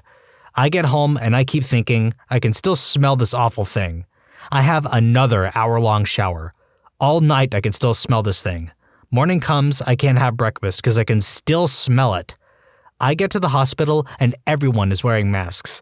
Apparently, the smell was so horrible, and the extraction in our theater was so outdated that it had somehow pumped the smell into the vents around the hospital. All night, small amounts were leaking out into the atmosphere, causing this horrendous smell. Silver lining? Lady lived for another 3 years. TLDR, I operated on a lady with a huge uterus full of pus. Consultant hated me for the rest of the year. Lawyers of Reddit. At what point, when working for a defendant, did you realize my client is a monster? A lot of years ago, I used to work as a solicitor's representative.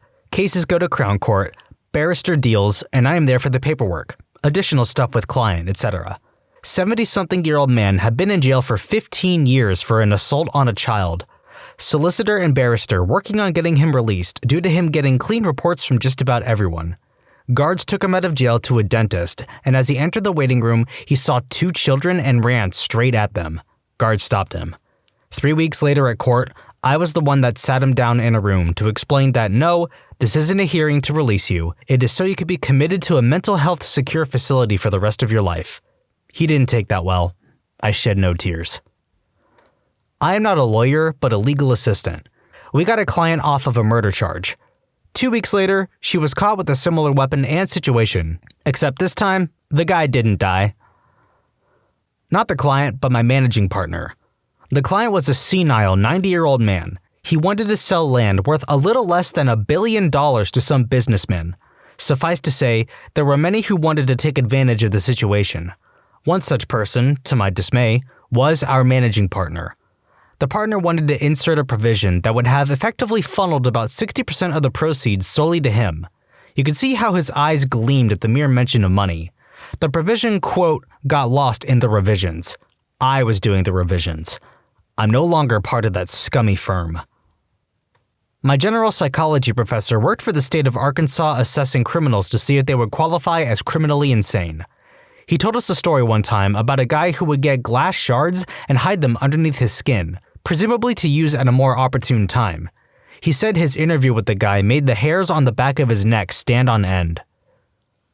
I'm on the other side, but I've got a defendant who went to prison for starving 3 adopted children to the point that they needed weeks of hospitalization, then got out of prison and married a guy with children so that she could start starving them too. Listening to her interview where she attempts to justify what she did to both sets of kids disturbed me more than any of the murder cases I've worked on. We had a client try and enforce a post-employment restraint against a 19-year-old receptionist after she quit and started working for a competitor. The reason? He wanted to, quote, make her life hard because she wouldn't sleep with him, a creepy 57-year-old man. Him trying to sleep with her was the reason she quit.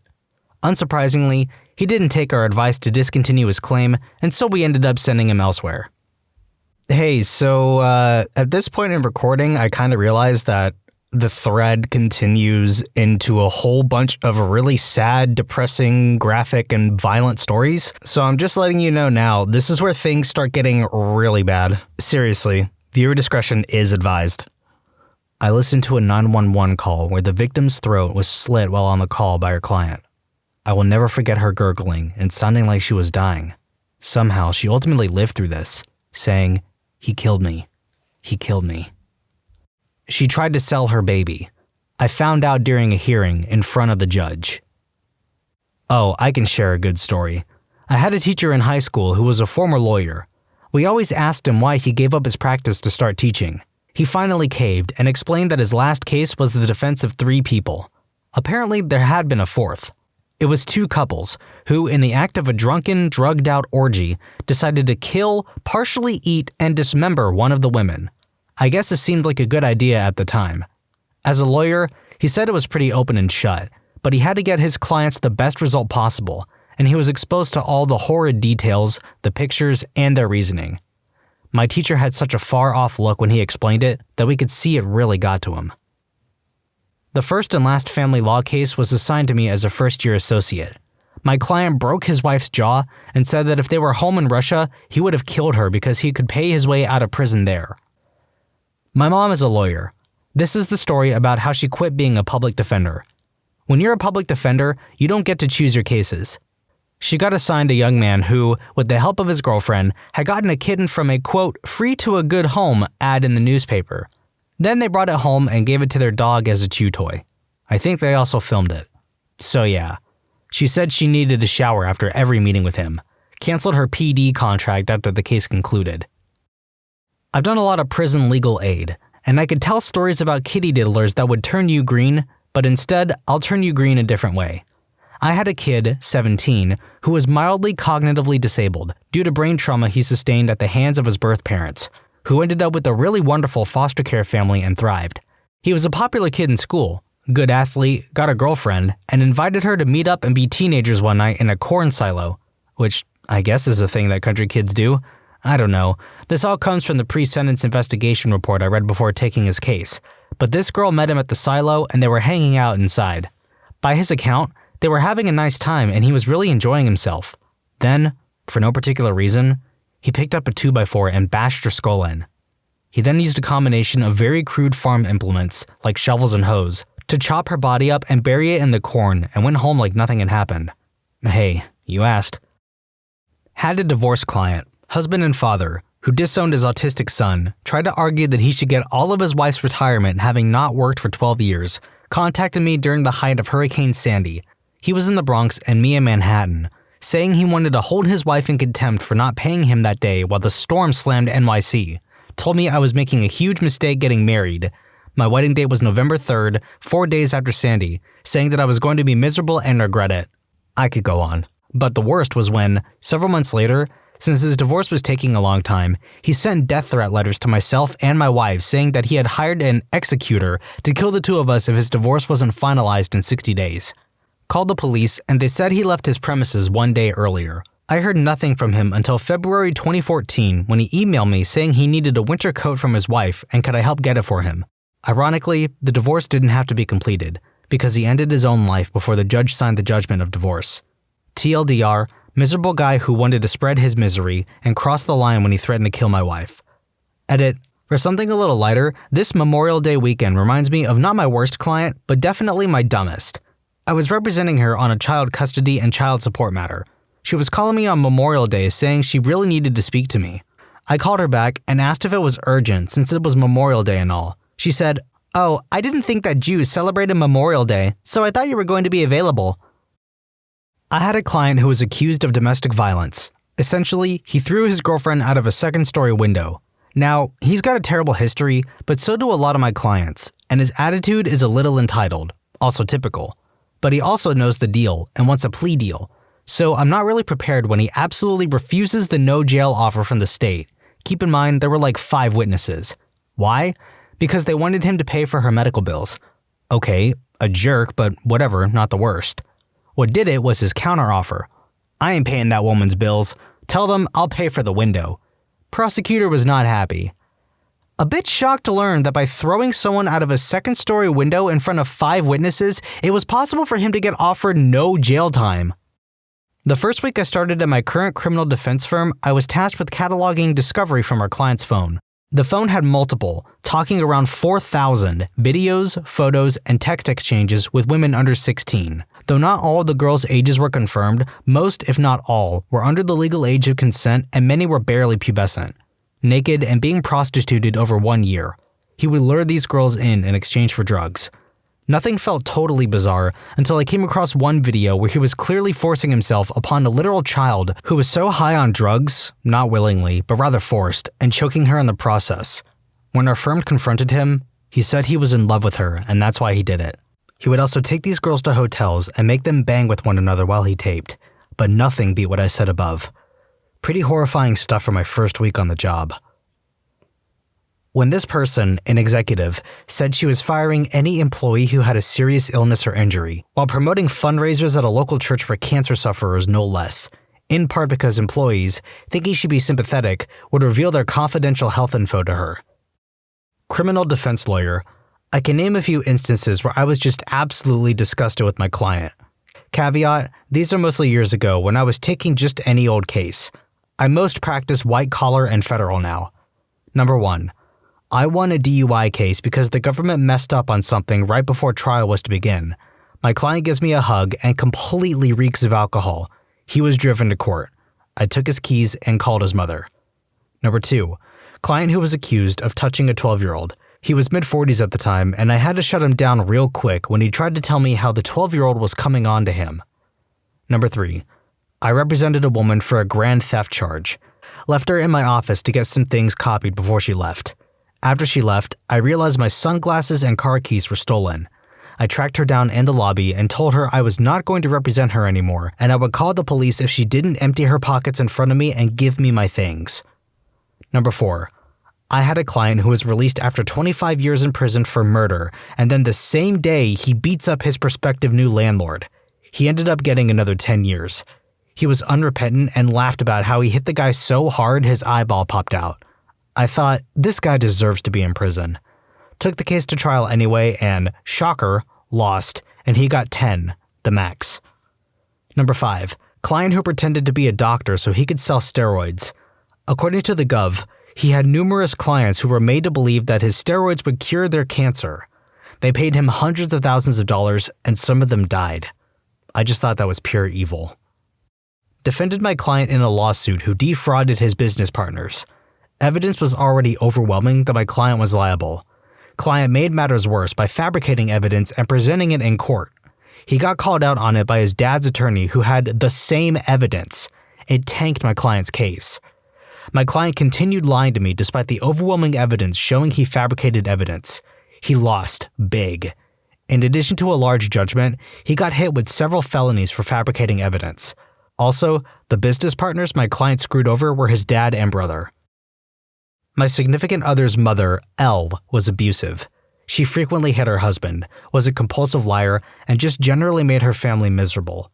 When they were settling the divorce, the judge initially deemed a testimony from the kids, my SO and her brother, unnecessary, probably because they were minors at the time, and testifying against one of their parents would be hard on them, to say the least. However, the lawyer representing L was really insistent that they testify. Well, it must have been a shock to the lawyer to suddenly have 2 more witnesses with dozens of accounts of driving under the influence, domestic violence, etc., etc. We figured L must have lied to her lawyer about some significant details because they were completely caught off guard and more than a little angry after the testimony. We like to believe it helped solidify some of the criminal charges placed against her. It was a nice bit of karma after years and years of gaslighting and false rumors that her own lies got her caught. Content warning, this one's pretty gory. Attorney's wife here. I used to help him file away evidence and reports. Came across a file with video. Curiosity got the better of me, especially when husband told me not to watch it. File gives this story. Woman was at a boyfriend's trailer out in the middle of nowhere, got mad at boyfriend, so smacked him in the head with a metal bat and went on her merry way home. Boyfriend is apparently not a pleasant person, and nobody really misses him or looks for him. He is fired from work in absentia. On day 7, boyfriend's neighbor finally stops by, hears hoarse screaming, and calls police. That's where the video came from. Day 7. One of the cops was wearing a camera on his uniform. It shows him and his partner going through the house, finding dog feces all over the floor. Boyfriend's 2 Rottweilers, who were also in the house, went without food for about 6 days before they started eating bits and pieces of him.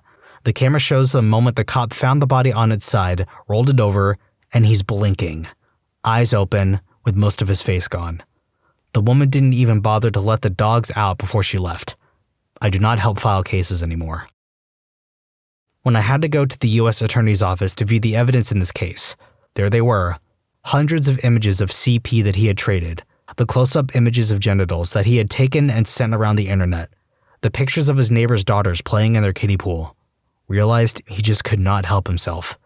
But he also never once claimed responsibility or showed remorse, so I don't feel too badly for him. Late to the party, but anyways, my first internship in law school was at a matrimonial law firm in a very wealthy area. Think millionaires and billionaires getting divorced. One of the first cases I worked on involved the parents of a victim of a high-profile school shooting. The parents were divorced and had been prior to the death of the child, and were now battling over who would get the victim's compensation fund money and the funds they received from a fundraiser they set up themselves on a GoFundMe-type site. These were incredibly wealthy people fighting over what was literal chump change to them and asking the public to donate to them as if they needed it. They were so clearly exploiting the death of their child for money and to tick off the other parent. It was honestly one of the most disturbing things I have encountered ever. Not a lawyer, but worked for a law firm as an investigator. One of our clients stabbed an ex-lover multiple times over $100. Perp then ran out of the house all bloody. Neighbor and her teenage daughter see him covered in blood and rush inside to see if they can help while they call 911. Victim is still alive. On the 911 call the daughter made, you can hear the mom singing Amazing Grace while she tried to stop the bleeding. You can also hear the victim, with a stab wound in her neck, gurgling on blood while she tries to sing along. The EMTs arrived in under 3 minutes, but it took the police 19 minutes from the call to show up to clear the scene for them. She lived for 17 minutes. I saw the photos of the scene with the body still in place. It looked like a scene straight from Dexter. Oh man, I'm always late when I have a good one. Not a defendant, but a divorce. Client is a late 30s woman, 2 kids, idyllic suburban life with her incredibly lucrative medical profession husband. He caught her cheating. He wanted to patch things up, she decided on a divorce. So far, nothing out of the ordinary, unfortunately. Then I start getting the details. He caught her on his birthday, in their bed, while the kids were downstairs. Dude decided to come home early as a surprise, and his wife was getting banged by a 19-year-old. But wait, there's more. Really fun stuff from the husband. Guy had been treated for gonorrhea twice, and both times he had caught it from his wife. The second kid wasn't his. It was obvious because the child was 100% some race and the dad was not that race. Bad stuff, right? Well, enter the texts, emails, etc. She was carrying on like a dozen affairs at any given time, spanning years. She would bring them home and tell the kids they were electricians, plumbers, etc. She'd screw other guys within minutes of dropping her kids off at school. I've met some awful people in my time, but this woman straight up told me how much this guy loved her and how much she manipulated the crap out of him. He knew about a lot of the stuff, and each time he found something new, he just tried to win her back. I don't want to go into the details of what happened, but some money that you get, you really don't want. Lifelong criminal defense lawyer here. To be completely honest, it's not about the offense, but about the person. I've had people accused of murder that I really kind of liked and thought well of. I've had people accused of shoplifting who have given me the heebie-jeebies and seem like psychopaths. Speaking purely from a criminal standpoint, having a client who is a monster doesn't matter in terms of your duty to them, but it does make the job less pleasant. My worst clients have been people who are comfortable scamming others of their money. Murder, robbery, and most crimes involve regular people who did or may have done something stupid due to alcohol or situations. But the client you keep an eye out are the ones charged with fraud and the like. Liars, cheats, and all-around shady people, generally speaking. Even the gangs operate on a code of conduct, an old-fashioned war-like code of conduct. Honor and courage are important to them even though they commit crimes. 22 years threatened twice, so not that bad. The real danger? Not in criminal law. It's family law. That's where people get really heated. It's personal. Prosecutor here. Most of us in this profession have the utmost respect for those on the other side of the aisle. Most people really don't know or understand the really messed up stuff that we have to witness and deal with on a daily basis. There's a reason attorneys have the highest percentage of alcoholics by profession. I never thought my client is a monster, but there are a few I've thought were idiots or liars or both. Two of my favorites are a client who instructed me, against my advice, to object to the temporary judge even though we had just discussed it and I had just told the judge we were okay with him. And a client who testified pretty much the exact opposite of what she had told me in our initial meetings and what we had repeatedly discussed. Civil defense here, so maybe not as juicy as some of the criminal defense folks. Some of the work I do is employment defense, particularly sexual/age harassment/discrimination cases. I'm pretty cynical and see a lot of cases where plaintiffs are full of it, particularly in harassment/discrimination cases. In one case, I was defending a company and that company's manager jointly.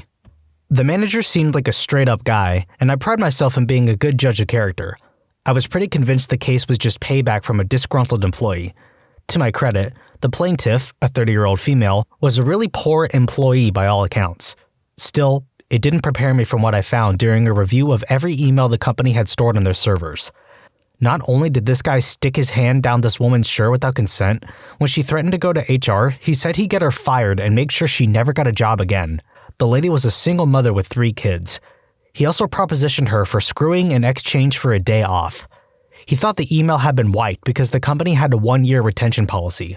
Apparently, some of the company's older emails remained on a server before the policy was put in place because of the migration of the emails from an older outsourced IT company. Not sure if my terminology is right here. I had to substitute out of the case thereafter for conflict reasons, since my 2 clients' interests were no longer aligned. Very disturbing content warning. Even though I've made a throwaway, I'm going to be a bit vague because I still take my ethical duties to former clients seriously and can't breach privilege or the NDA I signed. This is a story from a long time ago, during the summer after my first year of law school while I was briefly working at a well-known criminal defense firm. The client whose case I was working was one of several defendants charged with a conspiracy to commit murder. 3 individuals had committed the murders, and several others had either helped plan it, abducted the victims, came along to watch, or filmed it. In order to see whether our client was one of the individuals present at the scene, I had to watch multiple videos of the murders.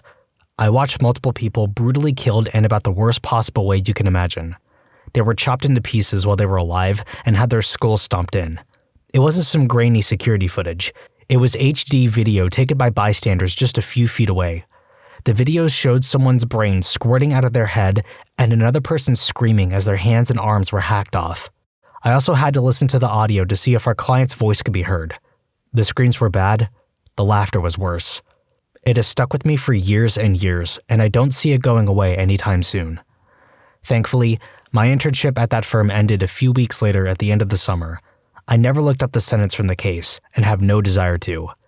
In our case, there was no presumption of innocence. The individuals involved had all taken pleas in hope that the prosecutors wouldn't seek the death penalty. The only thing that would change was whether our client would get the death penalty if he was present/filming, or life in prison if we showed that he played a more minimal role. Working in criminal defense meant setting my judgment for people aside so that they could be afforded the rights guaranteed to them by the Constitution. I still did my job to the best of my ability, but I found myself lying awake at night for several weeks in a row, praying to every god I knew that each of them involved would fry in the electric chair, and that someone would laugh at their screams too. After that internship, I never returned to criminal law. I now practice civil law, where I help people recover for wrongs done to them. Who is the most hated person in your workplace and why? Current job is a bore on this subject, so we'll go to my last. Tim was the guy everybody hated. He was lucky we all felt bad for his quirks. Every working day, Tim punched in at exactly 8 a.m. and out at 5 p.m. In between those hours, you were lucky if you saw him working. It was because of him we no longer had Secret Santa during the holidays, catered monthly lunches, or holiday bonuses. Secret Santa. Tim was quite frugal, and when I say quite, I mean he was cheap. Every employee in the company voted the dollar amount they wanted to spend on another for the Secret Santa. The average dollar amount came out to $50. Tim's vote was $1. I recognized his crappy handwriting. Everyone, including Tim, agreed to spend around that dollar amount. When it came down to opening presents, it was clear everybody went over that amount. Tim received a pair of tickets to a Dodgers baseball game, plus some Dodgers t-shirts, a hat, and the tickets were face valued at $175 each. His Secret Santa had season tickets and gifted him a pair from a set. When it came down for Tim to give his gift, I wondered who he got. He got his desk buddy. Jessie was the sweetest girl in the office. She worked with everyone and was the most polite, respectful, soft-spoken human I've ever met. When she opened her gift, I wanted to die. He got her lingerie. Not just any lingerie, crotchless, matching bra, and without any tags. Jessie was 5'9" and athletic. Whoever those clothes were for was someone athletically challenged. HR had a heyday with that one. Catered lunch. The last Friday of every month featured catered lunch with a short workday. It always revolved so that things never felt redundant. Mexican, Italian, barbecue, pizza, or Chinese. Tim religiously ate Mexican food. When the chosen Mexican restaurant was catering, Tim was first in line to eat. He would wait around the time clock near the patio doors so that when 1 p.m. hit, his hand was being scanned with 1 foot out the door. When it was any of the other catered meals, he made it known that he was irritated that so-and-so were catering. May 2013, I got to choose what we were having, and I chose Italian, since my birthday was the following day. Tim was seriously mad about having Italian food. Mind you, for the next 2 months, the choices were either Italian or Chinese, so Mexican was nowhere near the table. Eventually, everyone heard a bit of his ramblings, and then it hit the ears of the company chairman. They called the heads of every department in and asked about Tim's feeling and how long this had gone on for. I explained how Tim was a quirky guy, but for some reason only liked Mexican food. Next morning, there was an announcement that we were no longer having company lunches. This meant no more going home at 2 p.m. and no more lunch for the office. Everyone was angry. Holiday bonuses. This is what got the ball rolling for Tim's demise. Our company manufactured steel products and shipped them to different distribution warehouses. Nobody in our office worked in sales, so nobody had commission-based pay. Every year, before our 2-week holiday vacation, we received our last checks for the year and a bonus. The bonus was a percentage of the profits divided up between all employees. It was great. Who doesn't like more money right before the holiday season? Tim, that's who. This particular year had been a bad one for us. Profits were down 10% due to one of our distributors filing for bankruptcy. So our bonuses were not as big as before, but they still equated to a paycheck's value. Everyone, other than Tim, was ecstatic that they were still receiving bonuses. When Tim opened his check, heck broke loose. I've never seen someone so angry about a bonus check in my life. First, he goes around asking everyone how much they received. We all received the same amount, but nobody wanted to show him their check. Then he tries to talk to his desk mates about receiving less than last year, and this is where it goes downhill. Everyone he asks tells him that they received more than last year's amount. You can see where this is going now. After everyone's gone for the day and a few of us stay to clean up the holiday party mess, Tim rushes the company owner and lays into him on why he received a lower bonus, that he feels undervalued, he should be asking for a raise. We can hear him yell through a closed window to the outside. The holidays pass, and Tim is as happy as ever. All department heads get called into what seemed like a normal Monday after the holiday meeting, and we're told the yearly bonus structure will no longer continue at our branch. Everybody knew why. A month later, Jesse finally got him fired after bringing light to several inappropriate harassment instances revolving around Tim. Last I heard, he moved to Kansas to live closer to his family. Edit. Wow, this really took off with a few people. Before the new year, I was already in exit plan mode after an acceptance at a larger company. I made it clear with the owners months beforehand so they weren't shocked. March 2014, I officially left, which was about a month after Tim. Many of my coworkers were older than me and could basically be my parents if you looked at the ages, so I didn't have an outside work relationship with anyone. However, I Facebook messaged an old coworker who's still there to get some updates for you guys. I'll update once I have new information. Update. So looks like everything is back to normal and the company chairman reinstated all the perks. Right after Tim was fired, the department heads had a meeting with the chairman and concluded Tim was the issue to all of this. The chairman agreed to reinstate the bonus structure, and now when Mexican food is ordered, there are always leftovers to take home. A bonus story. The coworker I talked to was called by a competing company as a reference for Tim a few years back. It just so happened that he answered the phone and worked the appropriate department. After a few weeks, the hiring agent called him back thanking him for his answers and that Tim didn't make it through the probationary period. He was the worst candidate they had that was the most qualified on paper. He didn't believe Tim lasted all the years we had him. In the 2 weeks he was there, he managed to tick off every coworker there. Amazing Tim. Won't name names in case this comes back to me, but he's a level 3 engineer who does absolutely nothing all day. He'll book a conference room and sit in the dark for hours. He'll sit at his desk and do actually nothing except exist. But his team, which he did not assemble and which he does not actually lead, is good enough to make him look good, so he keeps getting more responsibility. I work in a small chiropractic clinic. 3 chiropractors, 4 receptionists, 2 per shift. One of the receptionists literally does nothing but check patients in. We are supposed to work on billing and other tasks to do with insurance. She always leaves her Facebook logged in into the communal computers, so I like a bunch of dank meme Facebook pages for her.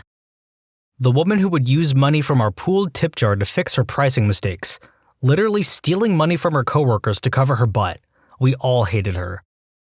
My mom works in a coffee shop and the manager will regularly take staff tips to cover any till discrepancies. Not only illegal, but a total jerk move, because the tips are pooled monthly and divided so it affects staff who weren't even in at the time. Edit. I was incorrect. This is totally legal. It's still a jerk move. If a national chain can't swallow a loss of £2 when the markup on a cup of coffee is almost twice that and punishes the staff, well, screw them. Once the manager accidentally ordered 2 cakes. Only one was sold and the other went out of date. He refused to have it on his wastage, denied making the error, and took £75 out of the staff tips for that one cake alone because that was the resale cost. Makes me heave. My boss's wife has been given a position of authority over my department, despite having no experience or expertise in the area. But the worst part is, she is an older lady and by all accounts seems to be suffering from dementia/Alzheimer's. Every single email you send her or email chain she's included on, she will respond without having any understanding of what was written to her. So then you have to spend the time explaining the whole content of the chain or email to her. We have to attend meetings with her where she will spend a lot of time rambling about things that have nothing to do with our work. We have to remind her or re-explain things that we talked about at the last meeting that are relevant because she doesn't remember or understand. Then the whole thing happens all over again in the next interaction with her, like it's Groundhog Day for her.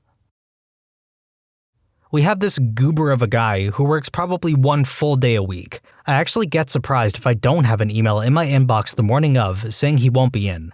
Worst of all though, he sits nearest to the bathroom and makes comments like, "Wow, you were in there a long time. Must have been in number 2, when people come out.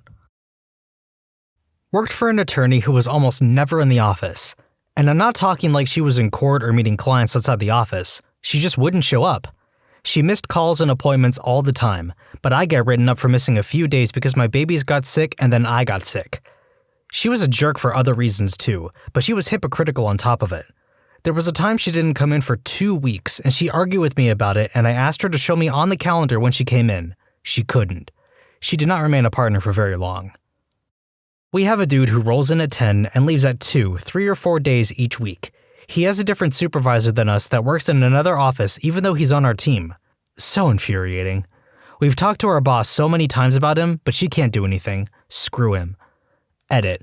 Many people don't like me for this, claiming that he gets plenty of work done in his time I see him.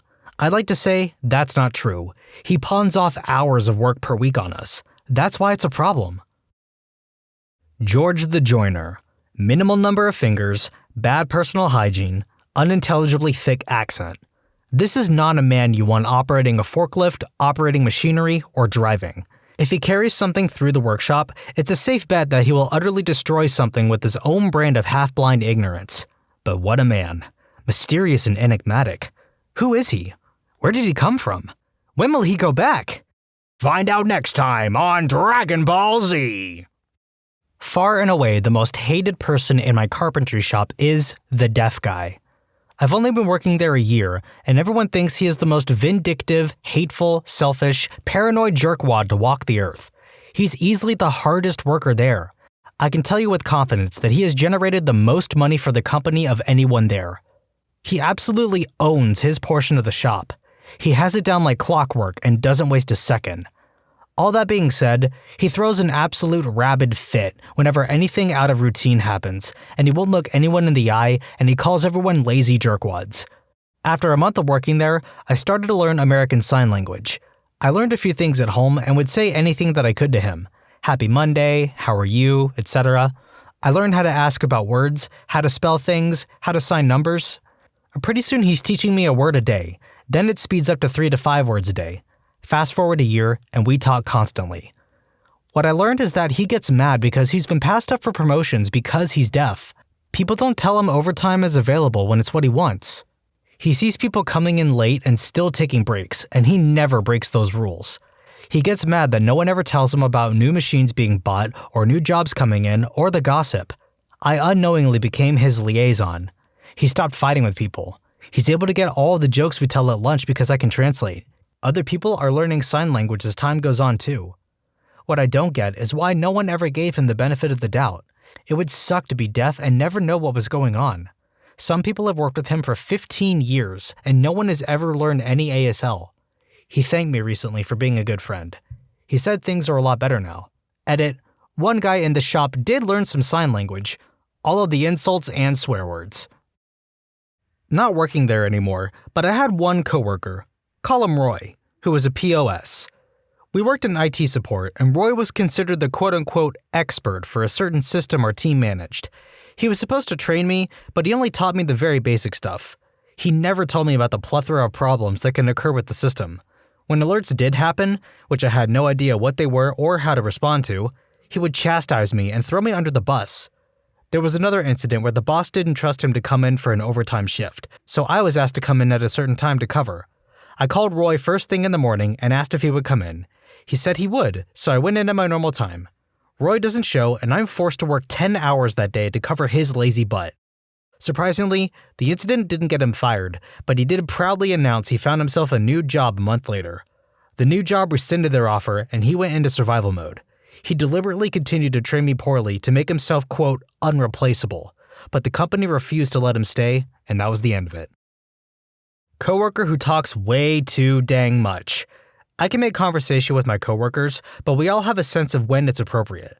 She's the kind of person who bombards me with chatter as soon as I walk in, before I've even taken off my jacket. She tries to make conversation out of everything, to the point where it gets really annoying because it happens so frequently.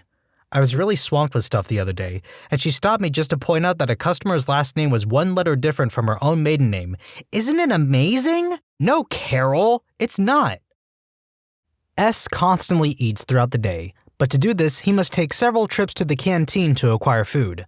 But on the way to the canteen, it starts with at least a 20-minute cigarette break.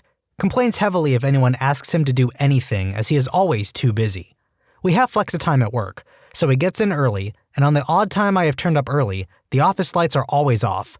Apparently prefers working in the dark. Becomes deeply offended at any change in the office, and the temperature must be kept cold as he can't work if it's too warm. Can't stand the coffee addicts in the office as they need caffeine but drink several bottles of Coca-Cola every day. I've been in the office now for nearly 2 years, still yet to work out what he actually does. He smells, he's sweaty, and when he sneezes, he wipes his nose with his hand and then he cleans it off on the desk. I hate S, and so do the rest of us. Edit, I have no problem with working in the dark, but as an IT department, I feel it is better to do work with eyes open and the PC on, and not having the office door locked. I don't mind wearing my coat all year round in the office, gloves in winter, but I do feel a compromise could be met. I'm not asking for a sauna. Our most hated person is a troll who survives off cigarettes, Diet Pepsi, and the souls she drains, mine included. Some of her greatest hits, telling me I am not getting any younger, therefore my babies would be, quote, our word, her word, not mine, telling a delightful tale of how she once snuck in pork into a Muslim's diet, going on about her husband's pension and how she doesn't have to work, she just works for the fun of it, yet she bums smokes and bus fare off people half her age. She lives to get anyone into trouble, yet she's incompetent herself, and when she's called on it, she says, to err is human. Every week she threatens to quit, but nowhere would have her. To err is human, but to be a piece of garbage is divine. You know those rows of staples you put in a stapler? He takes 2 of those, faces them against each other, and rubs them between his fingers all day. It may be worse than nails on a chalkboard, and he will not stop for everyone. Let me tell those of you who scrolled down this far about Supervisor Chef Bob. We all hated Bob. Bob wasn't a team player, you see. When we were swamped, everyone would skip breaks except for Bob. We would all help whoever was falling behind except Bob. Bob did his own thing and left you to the wolves. Bob always pointed out what you did wrong or what you did lazily. Eventually, Bob started helping me a little when I would fall behind. I thanked him once for grilling a steak for one of my orders, and I made the mistake of telling him that steaks are my weak spot. I had trouble overcooking them. For weeks after that, he arranged it so I cooked every freaking steak. Time passes and I became, not to brag, one of the competent employees. I noticed one night that Bob was jumping in to help me whenever I fell behind. He would even ask what I wanted him to cover. Once I was working with him and I noticed Brenda was falling behind. Brenda is always falling behind. I was clear for a minute and told Bob that I was going to help Brenda for a minute. Bob said no. Brenda has to learn how to do her job. She won't learn if we always do it for her. And I saw Bob in a whole new light. He wasn't lazy. He just wanted us all to know our jobs. Once he knew anyone could handle anything, then he was quick to help out. He was, he admitted to me once, very bad at remembering who had taken breaks. He had no problem covering for a break. We just had to ask him instead of waiting forever for him to tell us to go. Now, Bob is gone. I was genuinely sad to see him go. Standards have fallen, and Brenda is still incapable of doing her job. A girl recently promoted to be a, quote, interim education director position, but she fails to leave out the interim part when introducing herself. She brings her untrained, disobedient dog to work, wears highly inappropriate clothing to a job working with kids, tells people they have to respect her because she's a director, leaves her desk a mess, makes every story about her, willfully ignores safety protocols if she doesn't have time for them, had fatherly nicknames for the old boss, sat on the boss's lap at the Christmas party kissing him on the cheek, and smiles like Ted Cruz. Why was that the part that got me? He is no longer working with us, but he is still legendary to this day. Since he is most likely on Reddit, I will refer to him as Magoo. Magoo and I both started at the same time in a science-based company, but in different departments. He looked really good on paper, well qualified, and interviewed fairly well, from what I was told. I sat next to him and we began chatting. It became pretty apparent that something was off on him. He would giggle to himself during the conversation and immediately began one-upping me in the conversation, saying how he had something better or knew more about what we were talking about. Not a big deal. I work with scientists and engineers, being one myself, and odd personalities are the norm. Within a day or two, I knew that I was not going to enjoy my time with Magoo. Our office has a tradition of getting bagels and cream cheese every Friday as a sort of reward for a long week. I get in at 8:30, Magoo is already munching happily on a loaded bagel and giggling to himself. Not a big deal either. I get my bagel, start working, Redditing, and head to the bathroom an hour later. I can see as I'm walking that Magoo is eating another bagel. Not cool, but I've gotten two myself from time to time if there are plenty left. 15 minutes later, I see Magoo eating another bagel and trying to sneak off with it. I confront him and tell him you can't eat 3 bagels before some people have had 1. He brushes it off and tries to pretend like he didn't know he had done it. This guy is in his 30s, by the way. Magoo's interests were wide and varied. Think being a part of esoteric clubs, makes his own gaming computers and brags about it. The worst part of being around him is that he takes over every conversation he is in, and he is in every conversation. He will literally walk up to a group of people, no matter what they are talking about, laughing like he heard something funny, and then interject with how he knows more about it or is an expert at it. It got to the point that we would avoid him at all costs, or just leaving when he came around. Didn't matter to Magoo, he would follow you and talk about his knowledge anyway. Magoo is also a closed-eye talker. You know who I'm talking about. The kind of person who will smugly assume he knows more about what you are saying and will close his eyes and turn his head away in an exasperated measure of, "I can't believe I have to explain this," manner. He began to get on everyone's nerves, but began getting bolder with his interjections. He interrupted the CEO of our company during an important meeting to correct him on a detail that didn't matter. The balls on this guy. He also began changing login details, since he knew a good bit on computers, for shared machines for sequencing and changing protocols without getting approval. He ordered over $10,000 in materials for an experiment that wasn't authorized to answer something he had been wondering about, not even related to what we were doing. The last straw is when he started insulting people if they disagreed with him, including his boss. At this point, most people wouldn't even respond to him when he spoke to them, and most people just left when he came around, even in mid-sentence. How he lasted 3 months is beyond me, but the day he was fired, we were told to stay out of the offices in case he did anything drastic. After he was gone, he asked his boss for a reference. I still like to check up on Magoo every now and again. He is still unemployed and probably has no idea why. Edit, Magoo, if you are reading this, I hope that you are doing well. Please know that I tried hard to like you, but you need to let other people say things, even if they are wrong, without telling them what you know. I also hope that you find a job. No person deserves to feel unwanted or that they don't deserve success. Hopefully you can reevaluate how you treat people and have a few slices of humble pie. You can have some cool hobbies, even if you tell me about them with your eyes closed. When you subscribe, make sure to hit the bell to turn on notifications. Put the playlist on in the background to finish listening to all the stories, linked at the top of the description. And if you like Am I the Genius, give Am I the Jerk a shot, linked in the description too. Either way, thanks a lot for watching, and we'll see you guys next time.